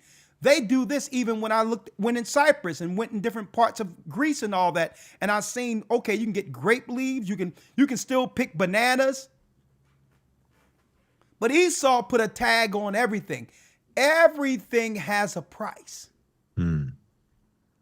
Nothing is for the poor. 6. Verse 6. How are the things of Esau searched out? How are his hidden things sought up? How can you figure out the mind of Esau? Read. All the men of thy confederacy have brought thee even to the border. The men that were at peace with thee have deceived thee Read. and prevailed against thee. They that eat the bread have laid a wound under thee. There is none understanding in him. There's no understanding in him, folks. That's why you're crazy for trusting what they try to, what they suggest for you and your family. Like, no, we good. And they'll sit there and look you at with a straight face as if you'll be fine after doing everything they suggested. They crazy. Okay, outright. 8. Shall I not in that day, saith the Most High, even destroy the wise men out of Edom, and understanding out of the mount of Esau? Because what? Now what? Your seers have been darkened. They used to be able to go to the seers and the guiders and the soothsayers for direction. And the Most High have blocked that now. The only light in the earth that's coming into the earth is truth for his kingdom. And it's talking about the procrastinators, the necromancers, their wizards and warlocks they seek to keep power over the earth. They're not getting anything from the spiritual world to help them now. And now what we see all in the earth, I see it even looking at that turning point. Esau is losing his mind. They're going against one another right now, while Jacob is sitting back eating popcorn, watching them devour one another. You see what happens? You see what happens when we aren't engaged with their madness anymore, folks? Because Esau only know war. If we're not involved, they'll begin to war against one another.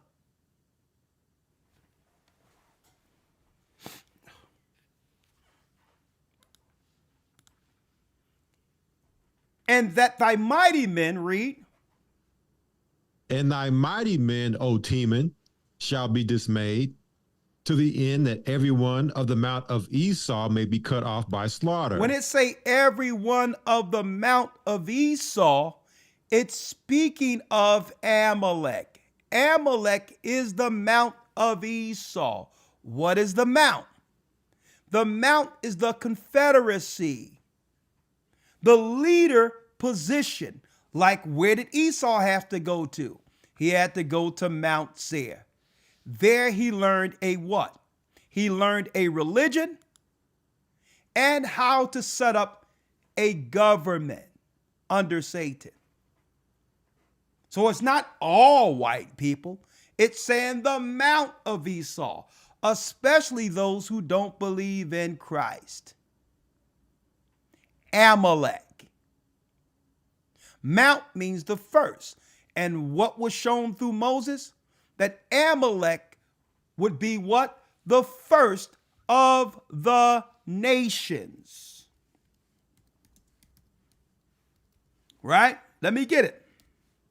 The first of the nations.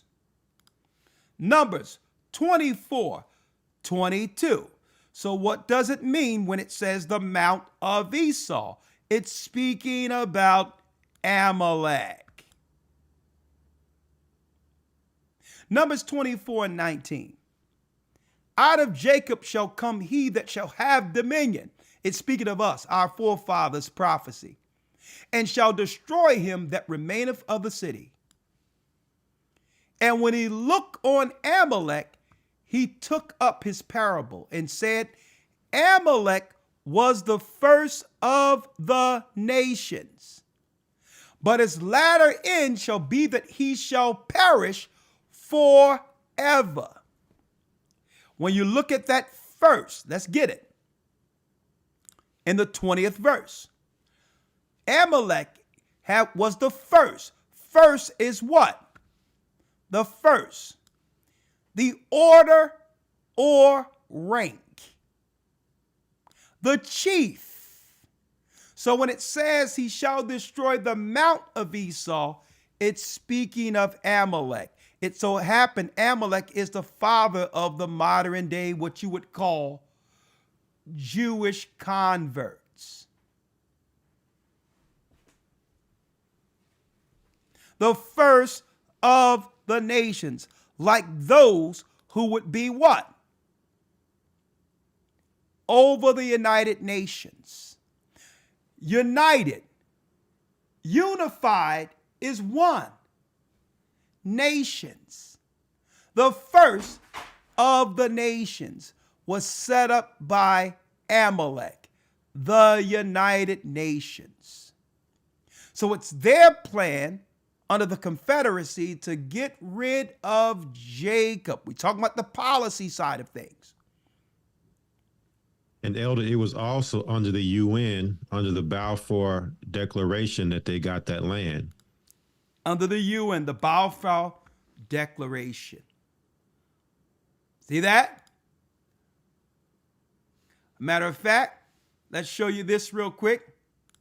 Here's a picture of Latinus, who eventually, Esau's grandson, who took over Great Britain and Germany 1400 years before Christ. These are Edomites. See? Y'all see that? Latinus. These are Edomites. And it showed that he took over Britain. And it was Great Britain who signed the Balfour Agreement in our modern times that would give their same people the right to go into Israel as Israelis. Mm-hmm. Huh? Great point. Great point. Right? There's one other thing I wanted to show. Right? Let's talk about it real quick. The EU eventually that Esau would rule. As a matter of fact, I'll get that in a moment. Finish reading out of the book of Obadiah. I don't want to lose this point here. Let's go back to Obadiah. Obadiah verse 10. Read it. For thy violence against thy brother Jacob. So when it says, excuse me, Elder Rawchaa, to the end that every one of the mount of Esau shall be cut off by slaughter. It's not saying that all white people are going to be cut off by slaughter. That's some madness. Okay? It's speaking of the head of Esau. That's some madness when people talk about all white people. That's a lie. It's not all white people. It's the mount of Esau, those who are conspiring with Satan. Like your Vatican. Like what we see going on in the Middle East and causing all of that turmoil over there. It's speaking of the head Satanist that's over policy for Esau throughout the world. So it's not speaking of all white people. That's ridiculous. Okay? It's because it specified the mount of Esau. Right? Why? Read the 10th verse. Verse 10. For thy violence. For thy violence against thy brother Jacob, shame shall cover thee, and thou shalt be cut off forever. Thou shalt be cut off forever. So what's going to be cut off?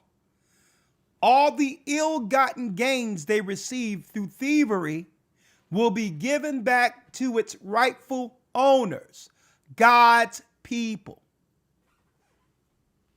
Don't forget, it starts off by talking about what? If a thief came to thee by night, robbers. So what's going to be cut off? Them being able to rob. They're going to have to give back everything that's stolen according to prophecy. 11. In the day that thou stoodest on the other side, in the day that the strangers carried away captive his forces, and foreigners entered into his gates, and cast lots upon Jerusalem, even thou was as one of them. Even you was as one of them. That means when they came and destroyed us in 70 AD, it was Esau behind it. Read. Well, but thou shouldest not have looked on the day of thy brother in the day that he became a stranger. Neither shouldest thou have rejoiced over the children of Judah in the day of their destruction. So the Esau celebrated when we lost Jerusalem and ran into Africa. And when we went into Africa, Esau sent Ishmael as a political controller to keep us underfoot. This is why Africa cannot rise. The Israelites within Africa. It's the plan of Idumea to always be at perpetual war against Jacob. See? Neither, read. Neither shouldest thou have spoken proudly in the day of distress. Read. Thou shouldest not have entered into the gate of my people in the day of their calamity. And since they went into the land and began to go into the land, they're cursed. They're cursed according to God. You should not have went into that land claiming to be my people, knowing that everything you're doing is an identifier that you must be from the seed of Edom. So when they went into that land, they became cursed, folks. Yea. Yea, thou shouldest not have looked on their affliction in the day of their calamity, nor have laid hands on their substance in the day of their calamity. That's right. All of the gold and all of the resources we see that made the Vatican, that all belonged to us, folks. Read. 14. Neither shouldest thou have stood in the crossway to cut off those of his that did escape. Neither shouldest thou have delivered up those of his that did remain in the day of distress. Read. 15. For the day of the Most High is near upon all the heathen. As thou hast done, it shall be done unto thee. Clear. Thy reward shall return upon thine own head. It says, thou shalt reward. The reward shall be returned upon thine own head. 16. For as ye have drunk upon my holy mountain, so shall all the heathen drink continually. Yea, they shall drink, and they shall swallow down, and they shall be as though they had not been. They shall be as though they had not been. What is that saying? It's going to be as if they never had any dominion or rulership on earth. Once they fall, it's going to be as if they never ruled anything.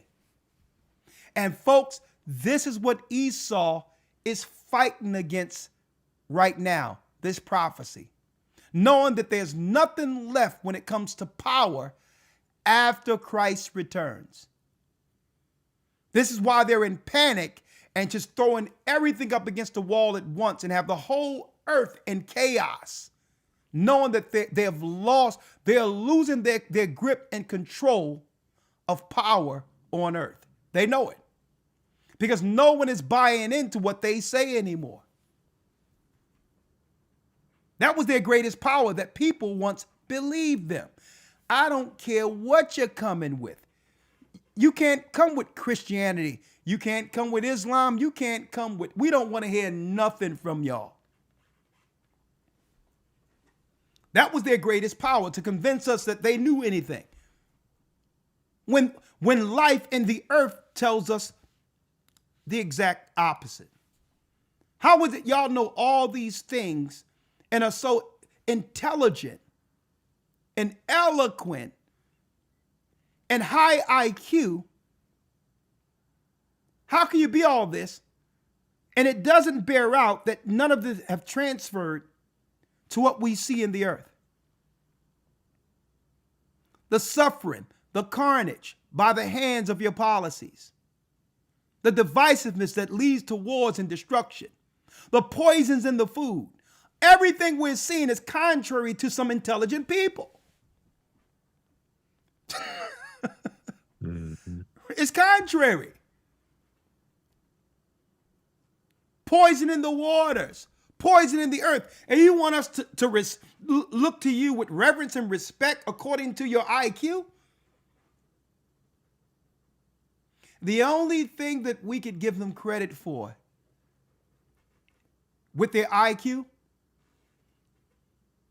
is the only thing that helps them through their IQ is to be able to deceive and trick others into believing them.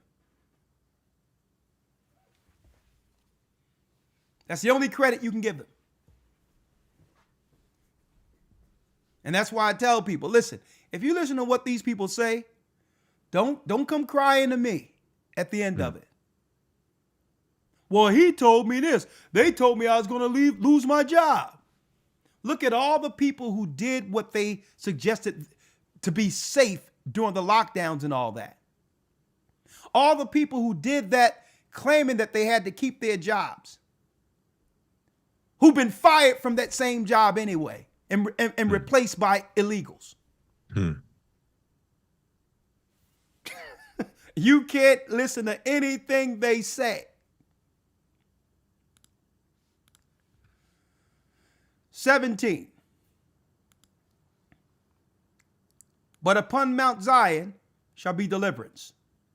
Read. Obadiah, verse 17. But upon Mount Zion shall be deliverance, and there shall be holiness, and the house of Jacob shall possess their possessions. We shall what? Possess their possessions. That's what it means. And they shall be as though they had not been. Jacob is going to receive the promise, which is what? Power and rulership over the earth. And that power is given through Christ. There's no Israelite that's going to benefit from this promise who didn't receive Christ, who didn't accept Christ. You don't get this reward by default. 18. And the house of Jacob shall be a fire, and the house of Joseph a flame, and the house of Esau for stubble, and they shall kindle in them and devour them, and there shall not be any remaining of the house of Esau, for the Most High hath spoken it. And there shall not be any remaining of the house of Esau, for the Lord hath spoken it. This is not saying that there will be no Edomites left. This is saying there will be no possessions left. There will be no goods or what you would call ill-gotten gains left in their possession. When it says there shall not be any remaining of the house of Esau, it's saying what? But upon the Mount of Zion shall be deliverance, and there shall be holiness, and the house of Jacob shall possess their possessions. That's none remaining in the house of Esau. See that? It's not saying that there will be no people left of Esau. That's ridiculous. How do we know this? Well, the Most High told Rebekah, the elder shall serve the younger. If there are no Edomites left, how are they going to fulfill that prophecy serving Jacob? You see, when you're not fueled by hatred, you can actually receive the scriptures as it is written. People are so adamant against hating people, they see what they want to see when they read scriptures to justify their hatred. Yep. See that? Now, when you go into the Septuagint, it gives a clear what? Breakdown on everything I've just said. The Greek translation of the Old Testament. It reads, Obadiah 1:17, but on Mount Zion there shall be deliverance, and there shall be a sanctuary, and a house of Jacob shall take an inheritance. Those that took them for an inheritance, clear. Elder shall serve the younger. And the house of Jacob shall be a fire, and the house of Joseph a flame. That's the other 10 tribes.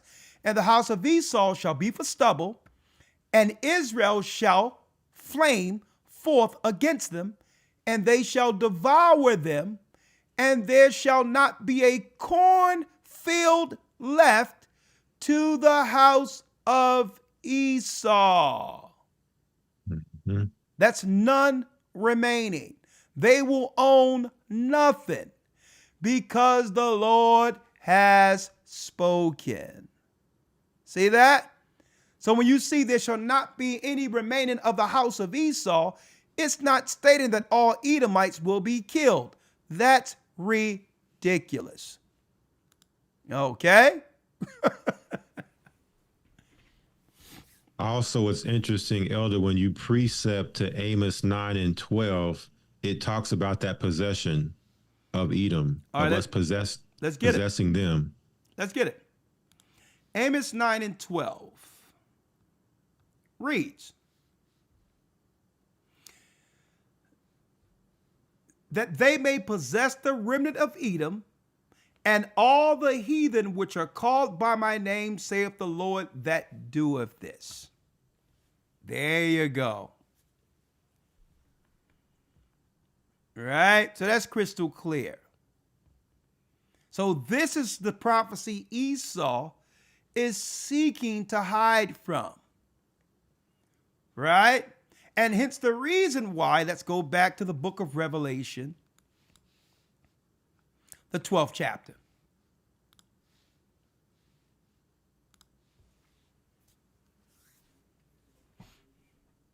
Revelations 12:1. Book of Revelations, chapter 12, verse 1. And there appeared a great wonder in heaven, a woman clothed with the sun and the moon under her feet, and upon her head a crown of 12 stars. Of 12 stars. We know that represents the 12 tribes of Israel. Go on. And she, being with child, cried, travailing in birth and pain to be delivered. And there appeared another wonder in heaven. There appeared another wonder in heaven. And behold, a great red dragon, having 7 heads and 10 horns. Having 7 heads. The 7 heads represents what? The 7 mountains of Rome. The 7 mountains of Rome, of Italy. What is it? The 7 hills of Rome. Quirinal Hill, Viminal Hill, Esquiline Hill, Salian Hill, Palatine Hill, Aventine Hill, Capitoline Hill. They had 7 temples worshiping Satan right here. And guess what? These are the original places that was shown to John on the Isle of Patmos. 7 heads and what? And 10 horns. 7 heads and 10 horns. Who are the 10 horns? Here are the original 10 horns that were taken over by the Edomite, by the sons of Esau, through Zepho and later Latinus. And then a little after that, 333 BC, under Alexander's 4 generals, they took over the rest. Luxembourg, Denmark, Belgium, Netherlands, Germany, Sweden, France, Spain, Great Britain, and Switzerland. And it talk about the great whore that was carried over many waters, who carried the what? The beast that was and is not, but yet is. Well, if it was, it had to be the religion of ancient Babylon. Henceforth, the 10 horns would do what? they would build a modern day Tower of Babel construct. Here's your Tower of Babel that the Most High stopped during the time of Nimrod. Now the new kings led through Satan on earth to bring forth his will, set up a new building in Strasbourg that mimics what? The incomplete Tower of Babel, the 10 horns. Upholding the religion that once belonged to Nimrod, that was then given to their father Esau at Mount Seir. This is what they're trying to accomplish at the very end. But it cannot be accomplished until they rid the earth of the chosen people. We are the threat.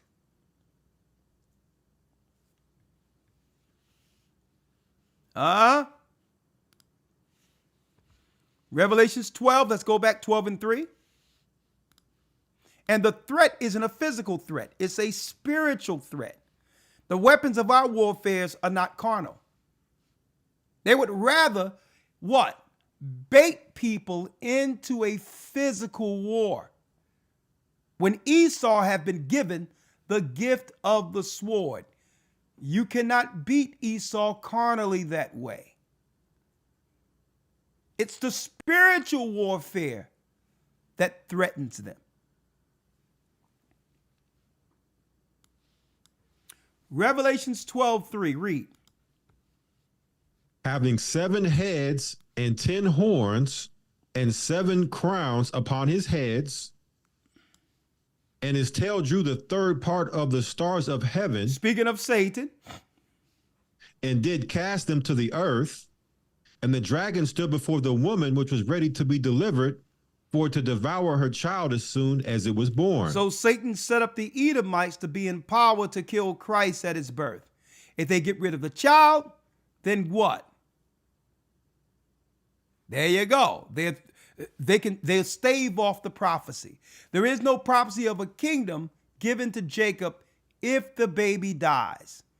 So Satan, when he set up Latinus, when he set up Zepho, he was setting up a religion to be in place so that they could kill Christ at birth through Herod the Idumean.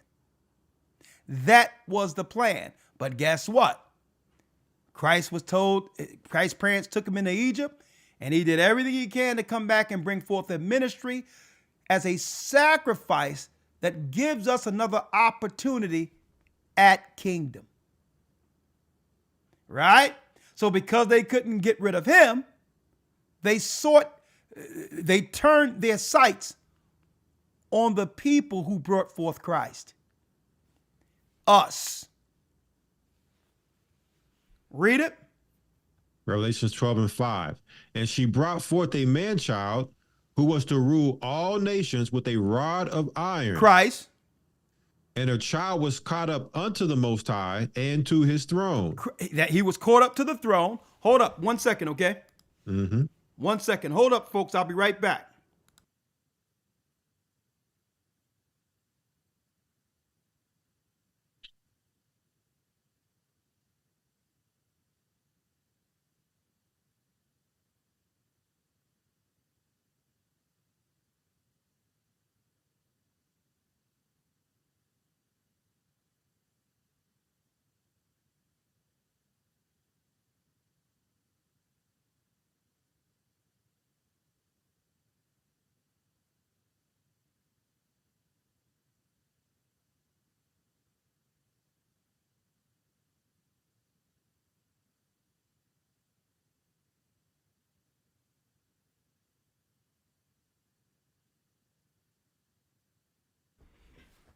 Okay, pick it up.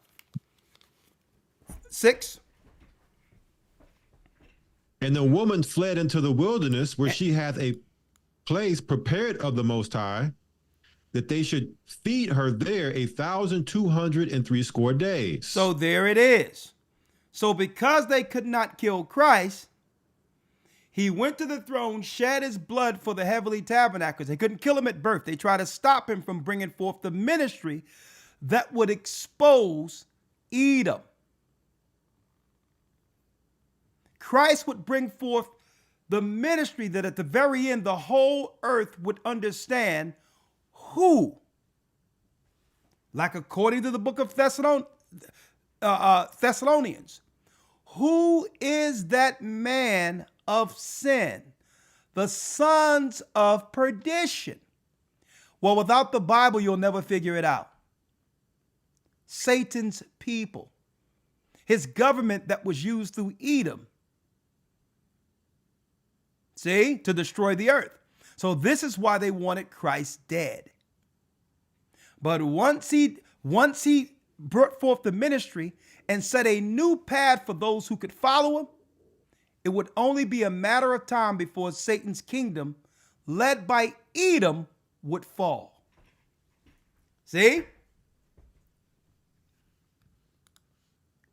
And that they should feed her there 1,260 days. So what happens? The Romans come against our people, and we flee into Africa and different parts of the world until a time, and a dividing of times. That's what your 1,260 days represent. The time Esau would have to rule before the judgment. So he started coming after us. And then he started sending what? Missionaries. They finance Islam against us. And they also finance the satanic religions of India and brought them in against us.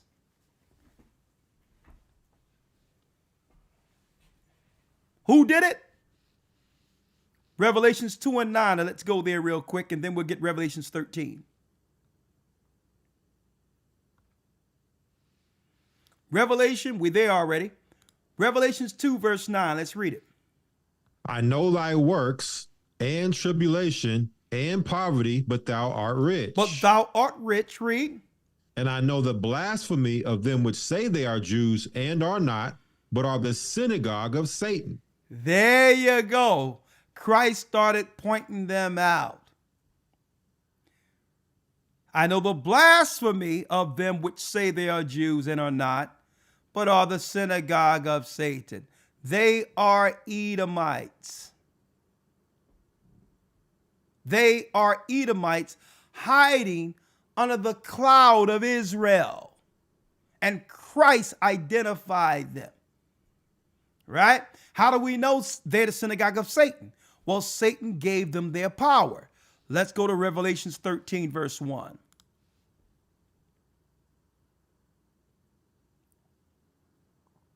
Revelations chapter 13, verse 1. Read. And I stood upon the sand of the sea, and I saw a beast rise up out of the sea, having 7 heads and 10 horns. 7 heads and 10 horns. As we mentioned earlier, the 7 heads represents the 7 mountains from whence what? That's right, the 7 hills of Rome. And it says the 10 horns. The 10 horns is what I mentioned earlier. You got the 7 hills of Rome. And you also have what? The 10 horns, which makes up what? The European power that now controls the earth. These are all Edomite-led countries, united under a confederacy. Okay? And their God is Satan. Read that last piece again. And I stood upon the sand of the sea and saw a beast rise up out of the sea, having 7 heads and 10 horns, and upon his horns 10 crowns, and upon his heads the names of blasphemy. The name of blasphemy. Right? Blasphemy. The whore that sitteth on many waters. Now let's go down and see who gives Esau their power, their rulership, their plan for world domination. Let's read the 4th verse.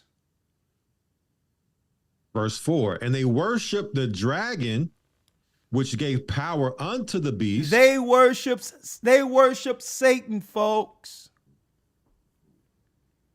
They worship Satan. They put up Yahweh, Jehovah, and made everyone believe that was our God, when that God came from Mount Seir. It's the same God that had Zepho and Latinus and all the Caesars set up their republics throughout the earth as a plan to one day find all of the children of Israel and to get rid of all the children of Israel. Hence the reason they set up institutions where we would be forced to go there for births and or deaths, to give our genetics to them so that at the very end, they'll know where Israel is all over the earth, a specific genetic strand to destroy before Christ returns. That's their plan. That have always been their plan. Satan gives them their power, and that's why Christ identified them as the synagogue of Satan. When you look at academia, when you look at the medical field, when you look at what? The judicial field, there's a familiar people we see in all these particular areas. I need y'all to think about this. And it's all about them what? Bringing forth their prophecy to get rid of the chosen people so that by default, they become the chosen people.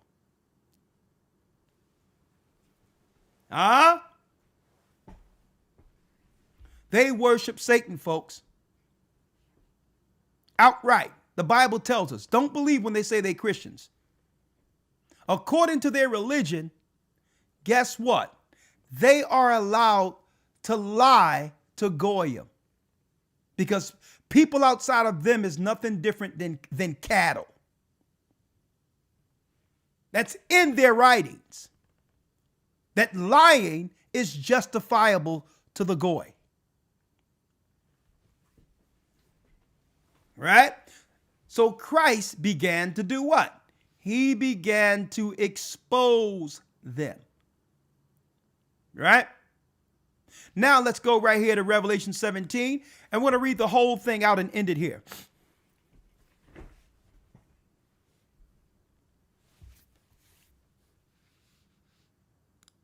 Starting at 17:1. Revelation 17:1. And there came one of the seven angels which had the seven vials, and talked with me, saying unto me, Come hither. I will show unto thee the judgment of the great whore that sitteth upon many waters. I'll show you the judgment of the great whore that sitteth upon many waters. So according to God, a judgment was shown to the disciple John on the Isle of Patmos. And she's everywhere. She goes everywhere and set up her evil republic. She'll go into Africa, South America, all over the earth she goes to spread her blasphemy. Read. With whom the kings of the earth have committed fornication, and the inhabitants of the earth have been made drunk with the wine of her fornication. Verse Read. 3. So he carried me away in the spirit into the wilderness, and I saw a woman sit upon a scarlet-colored beast, full of names of blasphemy, having 7 heads and 10 horns. We know that scarlet-colored beast. Scarlet is red. The first came out red all over like a hairy garment. Read. Having 7 heads and 10 horns. We know what that is now. Right? Read. And the woman was arrayed in purple and scarlet color. What colors would we be able to recognize this harlot in the end times? And the woman was arrayed in purple and scarlet color. Purple and scarlet colors. The colors for the cardinals and priests who are over the Catholic Church. See that? Satanists operating in plain sight. Read. and decked with gold and precious stones and pearls, having a golden cup in her hand, full of abominations and filthiness of her fornication. Having a golden cup in her hand, filled with blasphemy. Sin. Every place she goes, the society goes directly to hell. Every place she goes.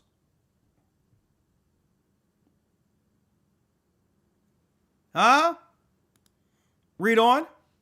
Verse 5, and upon her forehead was a name written, Mystery, Babylon the Great, the mother of harlots and abominations of the earth. Why is it a mystery? Because everybody's looking to Babylon. When Rome took up the religion of ancient Babylon. See? Esau had become the new Nimrod on earth through Mithraism. Look it up. It's the same religion of Babylon now being practiced by different priests. No longer under the Cushites, now it's under the Edomites. Hence the reason they're celebrating Nimrod's or Tammuz's birthday in a few days, December 25th. They celebrate the mother of Nimrod, Semiramis, every Easter under the goddess Astar. So the mystery, Babylon the Great, the mother of harlots, the abominations of the earth, the mystery is that no one knows that Esau had become the new king Nimrod to bring all nations under Satan to fight against God's people and to eventually join them in the war against Christ's second coming. Read on. 6. Verse 6, and I saw the woman drunken with the blood of the saints and with the blood of the martyrs of Yeshua. And when I saw her, I wondered with great admiration. So these would be the people who would be responsible for taking down Jerusalem, killing the prophets, killing the disciples. They would kill Christ through a what? A Roman capital punishment, only to parade themselves as Christians after our people would lose Jerusalem. Read. And the angel said unto me, wherefore didst thou marvel? I will tell thee the mystery of the woman and of the beast that carrieth her, which hath the 7 heads and 10 horns. The beast that thou sawest was and is not, and shall ascend out of the bottomless pit. It was because Satan gave the religion to Nimrod first, and is not because Nimrod or the Cushites are no longer upholding the religion on that same level. It was and is not, but what? And shall ascend out of the bottomless pit and go into perdition. Read. And they that dwell on the earth shall wonder, whose names were not written in the book of life from the foundation of the world, when they behold the beast that was Babylon and is not. Read. And yet is. But yet is. So what was the religion in play amongst the Roman Empire during the time of John, Christ, and the disciples? The Babylonian religion. It was under Babylon, and it's not because Babylon is no longer in power, but yet is. Rome. Rome would be the new, that's right, hub that would now bring forth Satan's Babylonian power throughout the earth. That's the blasphemy they'll take throughout other areas and other countries. The power of Satan that was set up in ancient Babylon. That's the religion they would take from one shore to the next. The beast that was and is not and yet is. That's Rome. Read. Verse 9. And here is the mind which hath wisdom. The 7 heads are 7 mountains. on which the woman sitteth. So here is the hub of Satan's throne. The 7 mountains. What 7 mountains? Here's wisdom. Christ is showing us here. The 7 hills of Rome. For those who have wisdom to understand, this is the hub of all the evil that have been moved throughout the earth. It started here, according to what the angel showed John in the book of Revelation. Right? You follow me? Come on. Verse 10. And there are 7 kings, 5 are fallen, and one is, and the other is not yet come. And when he cometh, he must continue a short space. And it's talking about what? A kingdom that would have a short space made out of the ancient 10 horns. America. See? It would only be in power for a short space. A kingdom out of Rome. Read. And you know what's deep, Elder, is I don't know if you're probably familiar. Next year, 2026, is the 250th anniversary of America's inception. Yep. Look at that. See that? It's only a short space compared to the ancient kingdoms who could not achieve in all of the time they had power what America has achieved in a short time. See? It's speaking of America. It was shown not just to John on the Isle of Patmos. It was shown to Christ. When Satan took Christ up on a pinnacle and said, all these kingdoms I'll give you if you bow to me, Christ, he showed him America. Christ said, I'm good. My kingdom is coming to the earth. My kingdom, for my people, is an eternal kingdom. Right? Finish reading. Great point, though. Thank you. Verse 11. And the beast that was and is not, even he is the 8th, and is of the 7 and goeth into perdition. It will eventually be destroyed. Read. And the 10 horns which thou sawest are 10 kings, which have received no kingdom as yet, but receive power as kings 1 hour with the beast. Now, what does it mean by the 10 horns which thou sawest are 10 kings which have received no kingdom as of yet? Why? Because when America became a superpower, guess what? The 10 horns no longer was sought after. Right? America took all of the shine from the 10 horns. When America was made out of 3 of the 10. So when it said the kings have no power, why? Because America took all of the shine. And jealousy began amongst the 10 horns who created America. How can a nation we created outshine us? So what happens? This is what John is being shown here, brothers and sisters.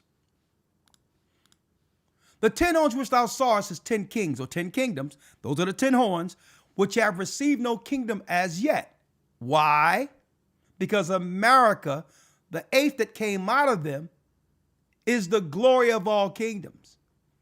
So it says, but receive power as kings 1 hour with the beast. So the last 7 years, all power will be what? Given back to the 10 horns led by Rome. They're going to get their power back. So in order to do that, they must make America naked and or exposed. That's what we're living under right now. Where now America had become the laughingstock before the earth, so that now it justified them dismantling America. But here's the greatest issue they have with America, right? Why they hate it. The slaves end up being the responsibility for its glory.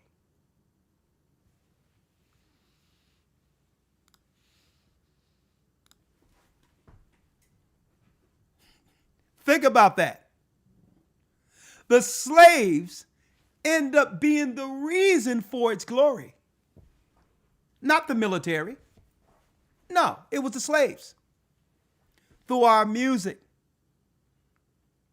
through our struggle. Who's more respected when you think of history? Who's more honorable as heroes? Can you put up George Washington against Martin Luther King? Think about that. Or Malcolm X. This is what made the Tin Horns jealous. Because America didn't just become the superpower.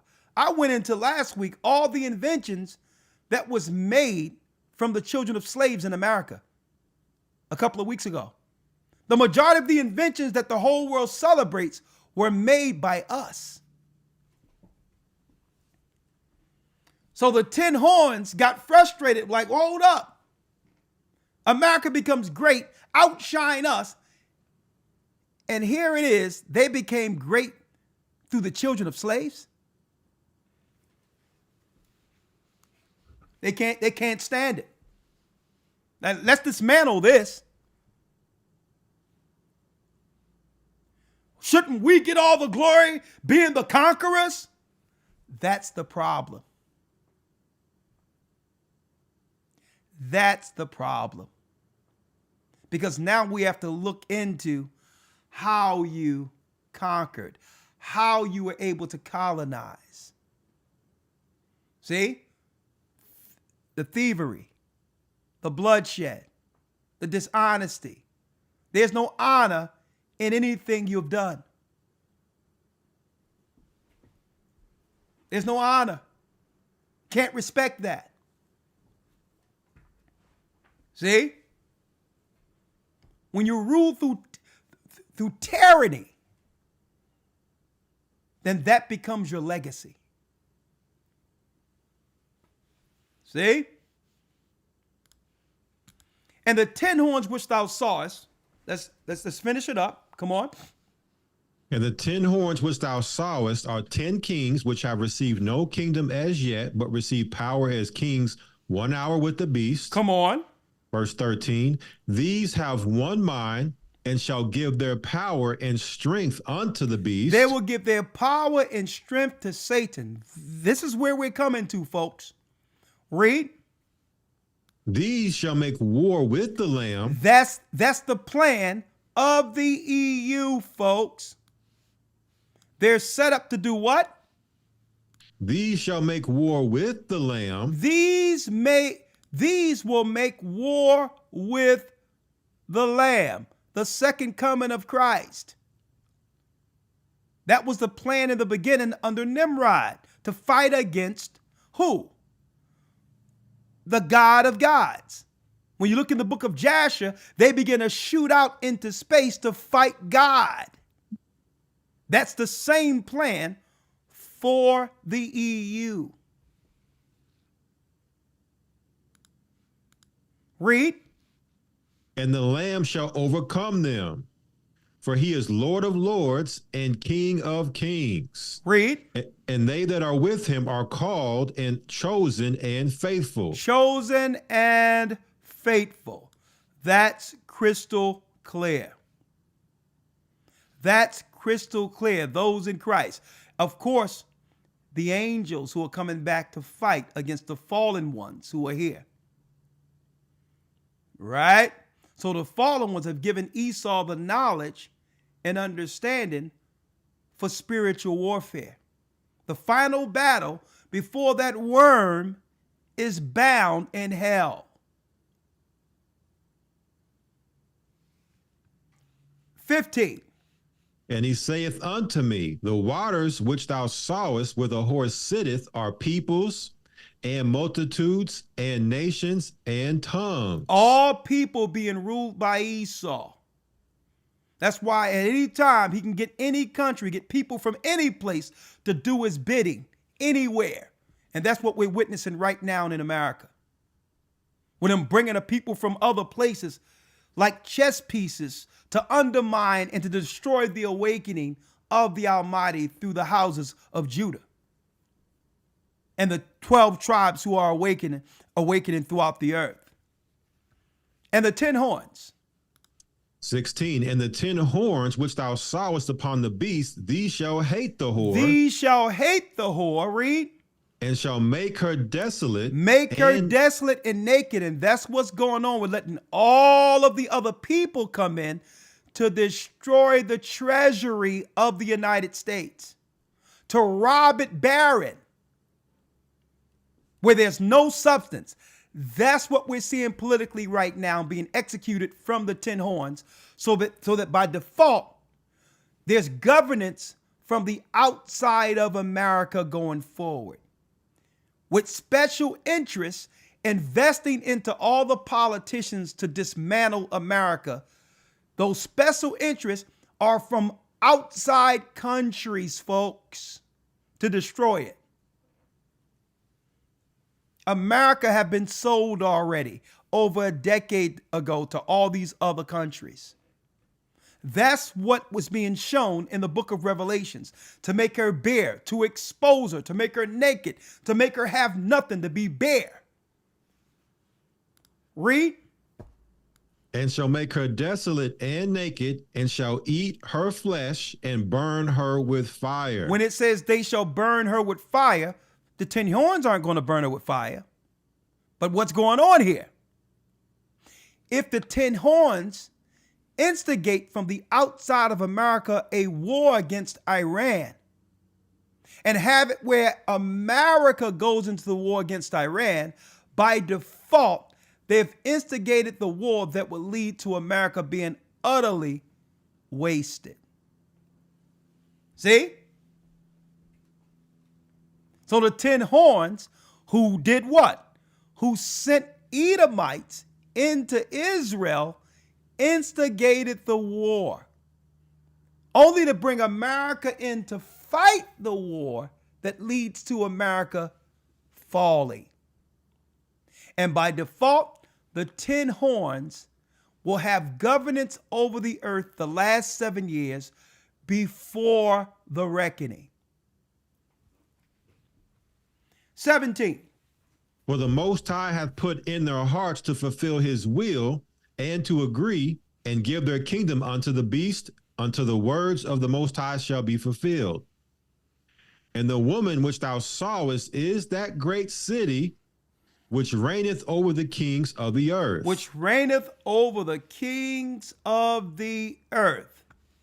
Rome. At the very end, Christ is going to put his foot on it. That's who he's coming to deal with first upon his arrival. The final cataclysm between what? Esau and Jacob. All right. I don't think we have to say too much on this, right? Right. All right. So all praises be to the Most High, Ramar. Yes, sir. Hope to see you soon, my brother. And thank you for assisting us in during Elder Lawya's absence. Right now, he's over in Zimbabwe. And I don't, things may be unstable as far as the internet and certain things go. And I wanted to make sure it was delivered flawlessly to be documented for future references when people come back to this video, right? I wanted to make sure that we have to make sure everything is smooth, because what we're doing is documenting prophecy in real time so that brothers and sisters can understand the Spirit of the Almighty that have always worked amongst His church in preparation to get our people right with Christ before it's time to be able to, I would say, explore outside of these borders. Mhm. Yes, sir. I thank you, my brother. Absolutely. You know, it's deep real quick. This lesson was so deep because last night I happened to stumble across a book dealing with this very thing you're speaking about. It was really highlighting, it said Canaanite, Edomite, Jewish converts. And so when I get to my other computer, I'll send that link to you so you can check that book out. Okay. All Might right. be a good addition to the academy. Well, please send it to me because this academy, instead of just going into who's Edom, we're going to take it to the next level. I don't want to keep teaching the same lesson a different way. I'm going to go into a separate part of the lesson that we rarely taught. We're going to start off with the 12 Caesars prophecy for who's Edom, this academy. So I believe it's time to take the lessons to the next level, and brothers and sisters are now prepared to receive the next level of these teachings that have been blessed through the gathering of Christ Church. So yeah, so send it to me. I'll add that to a book that will be add that to the books that we'll use in the academy also. All right. Yes, sir. And speaking of the academy, folks, without any further ado, I would like to announce, last but not least, we start the Hebrew and Bible Academy tomorrow. Tomorrow, a new Hebrew and Bible Academy begins. Beyond 2025, hope after Armageddon. We're preparing for the kingdom after judgment. I'm going to tell you, folks, this is the academy you need. The academy above all academies. We're going in for the next 3 months with brand new lessons. Beyond 2025, hope after Armageddon. And I pray that you all come on in and share, and not just the news, the Hebrew, but the 3-month lessons we have and the personal interactions we'll have with those who enroll in the academy. There's giveaways. There's a lot going on that we want to do in this academy. Some Bibles we're going to give away, some concordances, and all of that. So you don't want to miss this, and I appreciate it if you be a part of what? Something that cannot be compared to any other Bible lesson you would find in the earth. If you want to be a part of it, go to historytimes.org to enroll. Another thing, you don't have to be present on Sunday, because some people, Sunday is their only day off. So if you can't be there, it's fine. Enroll, and we'll still make sure you get the information to view at your leisure any day of the week, even if you're busy on Sundays. So don't let that be something that gets in the way of you being a part of this. We give you a link. You can study at your convenience at a time that's right for you during the week, okay? You'll still get the news. You'll be in the know with the Hebrew, and you'll get the lessons. Also, you can go to historytimes.org or send an email to gatheringasone at AOL.com. Send an email. Right now, we have the administration working around the clock, dealing with the enrollments. Come on in. We would like to see you tomorrow morning. I'll be in the all white with my Mitri on, ready to go. Hey, man, I'm chopped. Man, this remind me, Ramar, of one of those old lessons back, right? But it quantified that. One thing I never brought forth, though,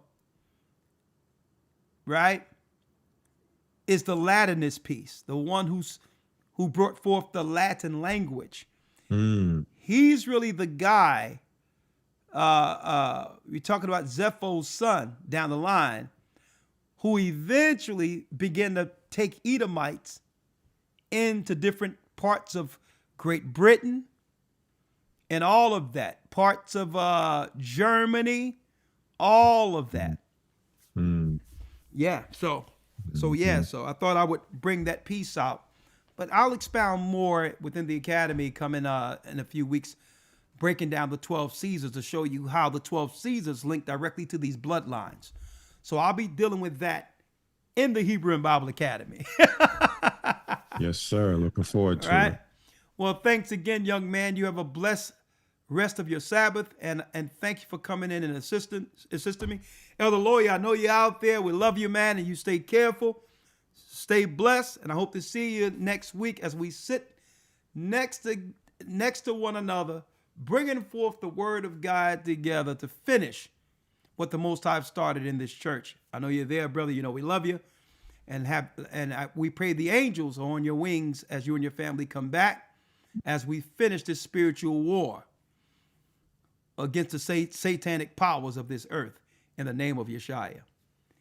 Have a blessed Sabbath, Ramar. You as well, Elder. The water. Shalom. Shabbat Shalom. And with that, shalom, my brothers and sisters. Shalom. Go to historytimes.org to enroll. Support the church, $GOCC report, or go to gatheredofchrist.org under donate if you don't have Cash App, and continue to support the work. None of this could be possible without you. We have some plan for some land and everything else. So what you're providing will help us finish the work of the Almighty and have what? Provisions for those who are without when the mark of the beast come on the scene. gatheredofchrist.org. With that, may the Most High be with you. Stay prayed up. Sin not. We will soon see Israel. We are the children of Israel, and yes, we're back.